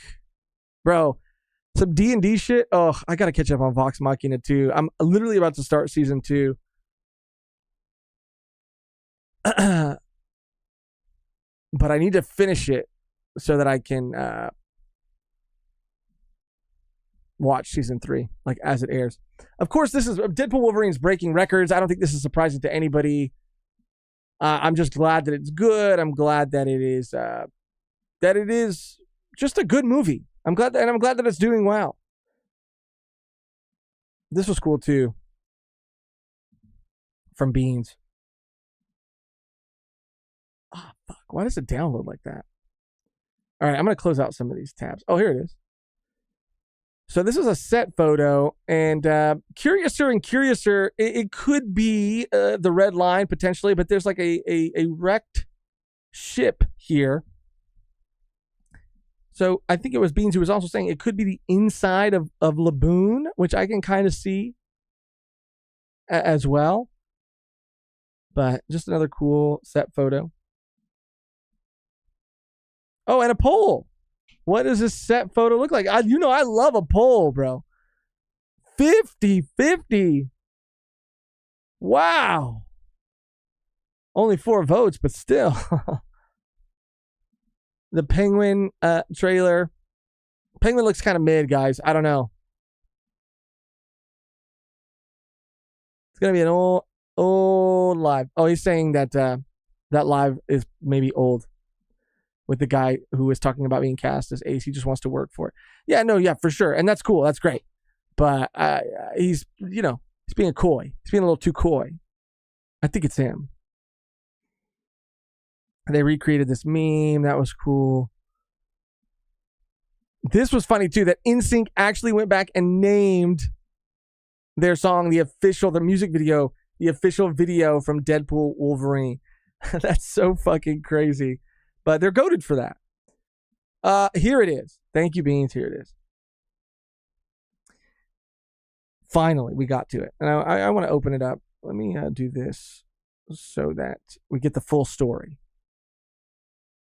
Because it might have been Beans. It might have been somebody else. Beans posted this. But it might have been somebody else who added us. Was it Beans? Maybe. Anyway, not important. Thank you, whoever did. Added us and said that now might be a good time to catch up on reading some Dandadan because the manga is going on a 1-month hiatus. So Dandadan will undergo a 1-month hiatus during August as the author will be researching information for their work. Now, I don't know why Shonen Jump News felt the need to put that in an asterisk. Researching information. You make it sound like he's doing something sus. Or he's lying. He'll be researching information for their work. But I believe that he is like Rohan Kashibe, and he actually is going, flying to these locations to do proper research. Because how else can you explain such a goated series like Dandadan? Other than the mangaka being Rohan Kashibe. I mean, it's just that good. So a series is scheduled to resume chapter 164 on September 3rd at Shonen Jump Plus app. I'm hurting, but I'm excited. How do you not have a definitive start to finish story outline you want to go through? What the fuck? Okay. All right. Can people just chill the fuck out, dude? And maybe this isn't aggressive. Maybe I just read everything aggressive, but I think that, there are two kinds of writers. Okay. I think they call them seeders and planters, or there's a different term, and we've been through this before and people have corrected me before. But some people have it all planned out. Some people like to figure it out along the way. Both are great methods, and each have their own benefits. Okay. For context, a major reveal has happened in the latest chapter. Oh, spoilers. Okay. We dodged it. Anyway, people are saying it's a great time to catch up.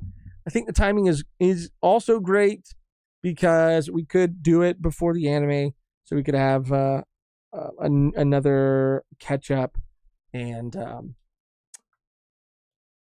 get that out before our reaction to the next season, or the first season rather, of the anime. Let him cook, said Timmy. Kev just got here. What's up, Kev?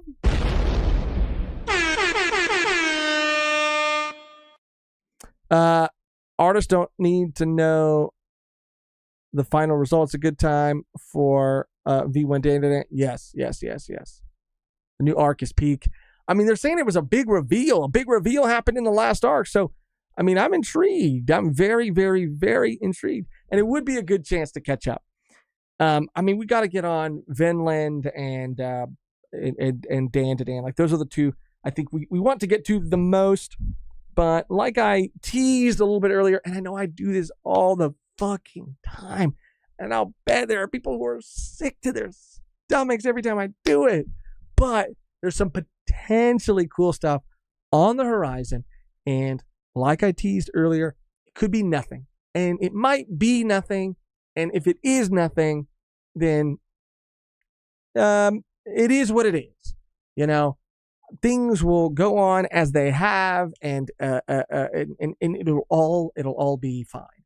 But if some other things or said thing does pan out in a way that I hope it does, it'll mean some crazy shit for the channel.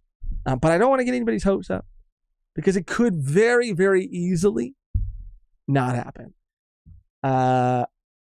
Like I said earlier, the reason I talk about it at all is because if it doesn't happen, nothing changes. But if it does, everything changes in like the best way. But also not really. I'm being dramatic, but I'm also not. Anyway, want to get to that. So stoked for the Dan to Dan anime too. I'm jealous of everybody who saw it. And by the way, I don't think I gave you this update, but I recently went to a friend's birthday party. Shout out. His name is also Josh. Great guy. The lovely man, beautiful man that let us borrow their PS5. Went to his significant other's birthday party. Not his birthday party. It felt like my birthday party. Damn. Went to his significant other's birthday party and got to see some other friends who are big anime fans. Went to Anime Expo and got to see Dan to Dan. They were there in the audience. They got to stay after to hear the entire panel. And so I asked them everything about their experience, about what they thought, about I trust them. I know them. And I couldn't believe that they actually got in. And it was funny because, they were also like reiterating and backing up what we had heard online about how a lot of people were staying in conventions and there wasn't this sort of like rollover that or reset that like should have been happening. Like it just wasn't happening, but they managed to get in. They said it was kind of difficult for them to get in, but that it was incredibly well animated, visually stunning, that the VAs, like the performances, like everybody was fucking incredibly on point, like just fit the characters so well that the voice actors themselves were there and talked after and were just so nice and so cool. But overall, that it was just like stunning. Like it was absolutely stunning. They were blown away. So again, just hearing that from people that I know just made it even more real. And I was already excited, but now I'm like 10 times more excited. Dan Dan is going to be their Dan Dan, whatever is going to be the anime of the year for me. I feel like, dude. I mean, I don't know. I'm so excited. I'm so excited.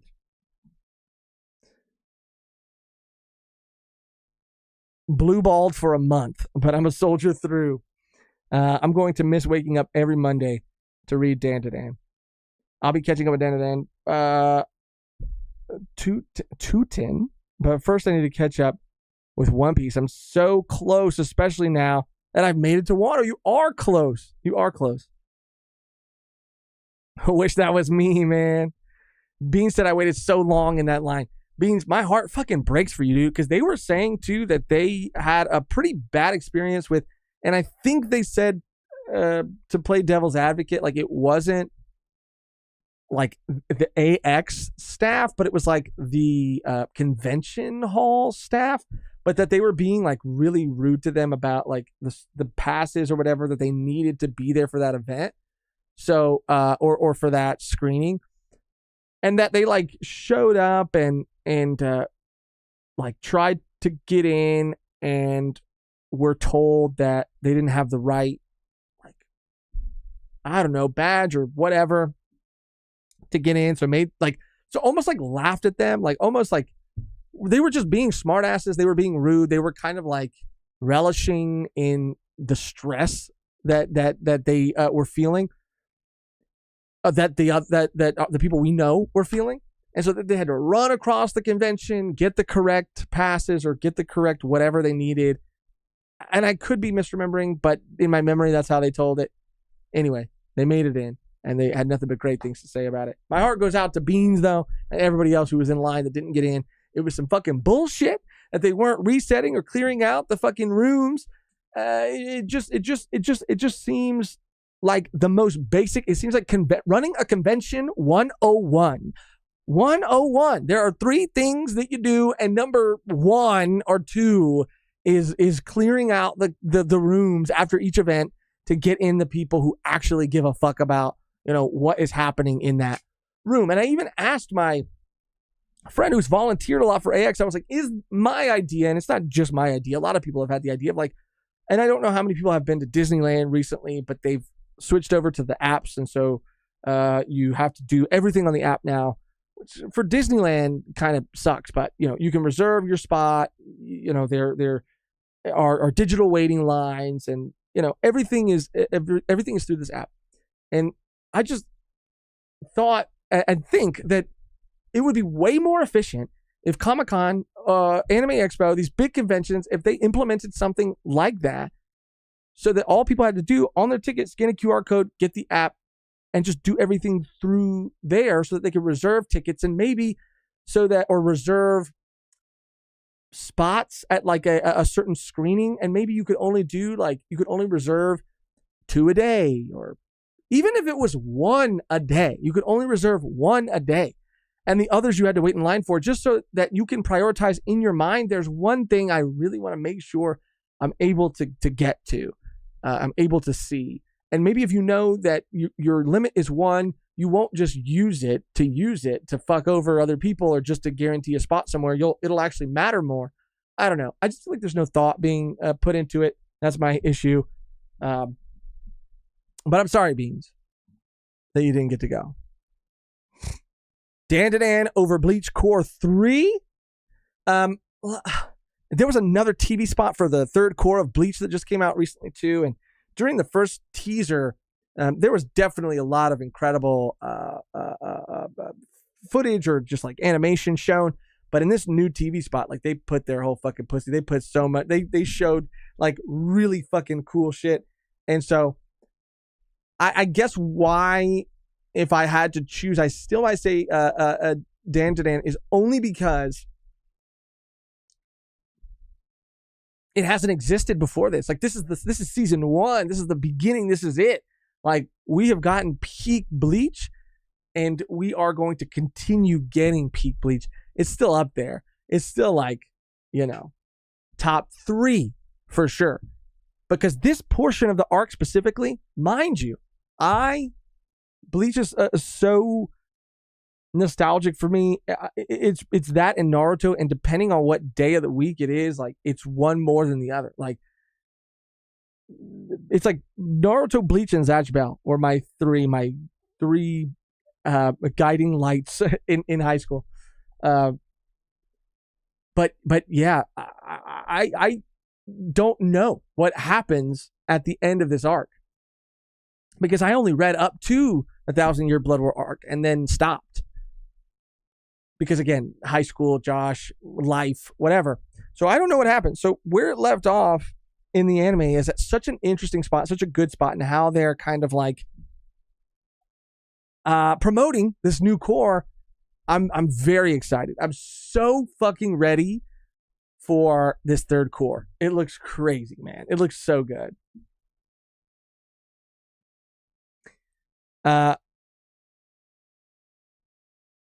Josh, do everything through the app for comic convention. 45 minutes to wait for the next event. I mean, it's an idea, James.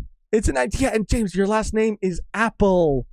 Like the tech company founded by Steve Jobs. Tech apps. Shorter wait times. James, I'm saying you can be on the forefront of creating these things based on your lineage alone. I'm being dumb, James. It's beyond 3 hours into the stream. I'm just saying shit now. James also said earlier, Anime Expo was disoriented when I went there. Was the first time. Bean saying, you just reminded me, speaking of good animation, we're getting Ishizuka work on. Oh yes, dude. Bruh. Okay, so yeah, we got to get on that shit. It's just so hard because of like when the new One Piece episodes come out. But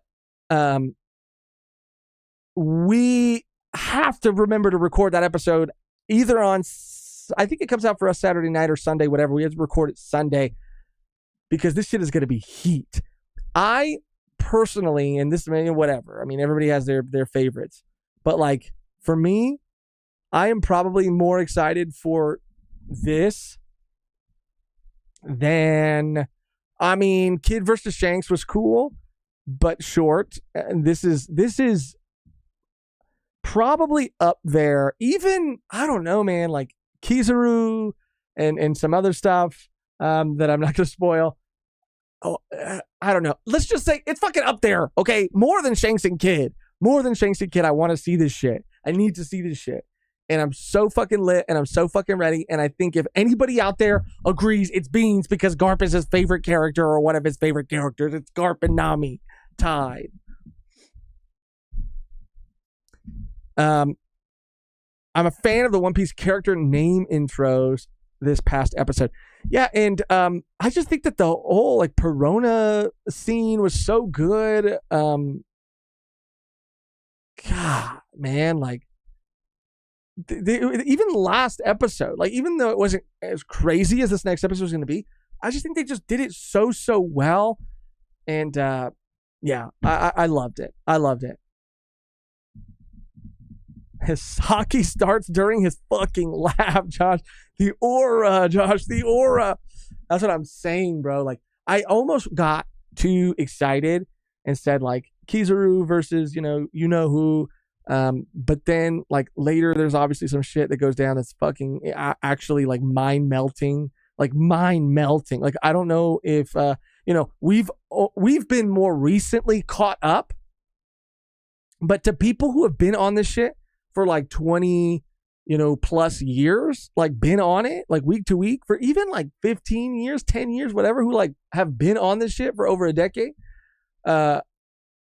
their minds are going to melt. If they're somehow still anime only and don't already know what's happening in the manga, but like even just seeing some of the shit that we already know is going to happen is going to literally fucking Indiana Jones fucking what's the fucking name of the fucking the crypt of the fucking Ark of the Covenant, right?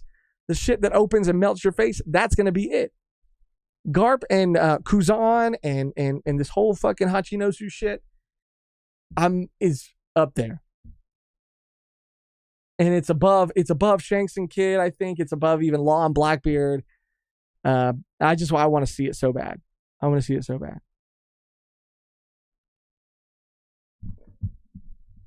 You're still alive? Yeah. James said just joined the Discord, by the way. Shitty. Let's go. Let's go. I am still alive, but Galaxy Impact about to impact my life emotionally for real. Honestly, Impact, that's just about to, impact me. Honestly. But I should be wrapping things up. It's been almost an hour and a half, and I'm no good at goodbyes. I can sit here and I can yap forever. This is why it's hashtag yapping, hashtag YapFest 2024. Because we've been all over the place talking about God knows what. But more than anything, it's just fun to be. It's a great time to be alive.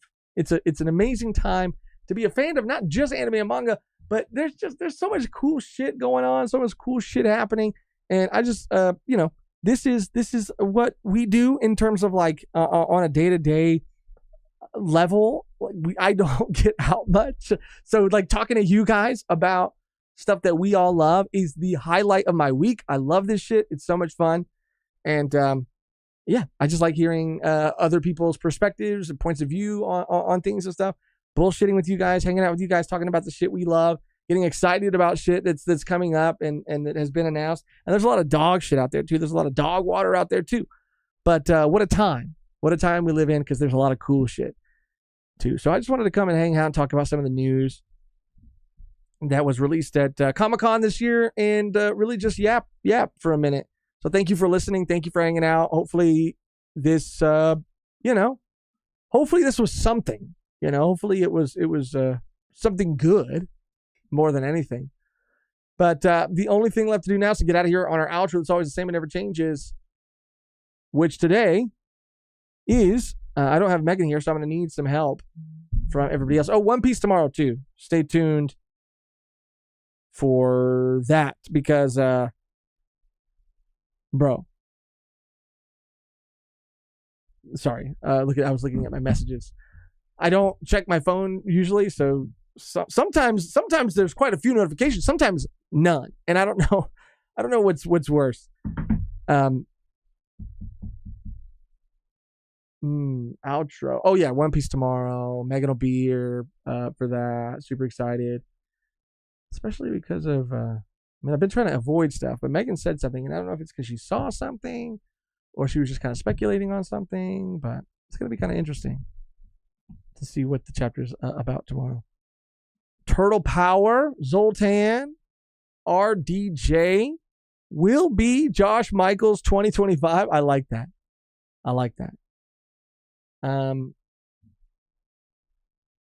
What is Losh going to eat for dinner? A salad sounds like a pleasant idea. Salad? A salad? I don't know about that. Maybe like some fettuccine Alfredo. I should eat a salad. I know, but I won't. I won't be. I don't know what I'm eating, but I know that it's not going to be a salad. Cowabunga. You know what? I'm down to just say cowabunga, honestly, because how often do you get to say that? I'll just say that. So thank you for watching. Thank you for hanging out. You guys are the fucking best. I love you. I miss you already. And until next time, cowabunga. It took me a minute to find the button. I want to make sure it's seamless, like it happens just like it does in the edited episode, but live. We do that sometimes. Easier said than done. Sometimes we pop up after the song finishes playing. But not today.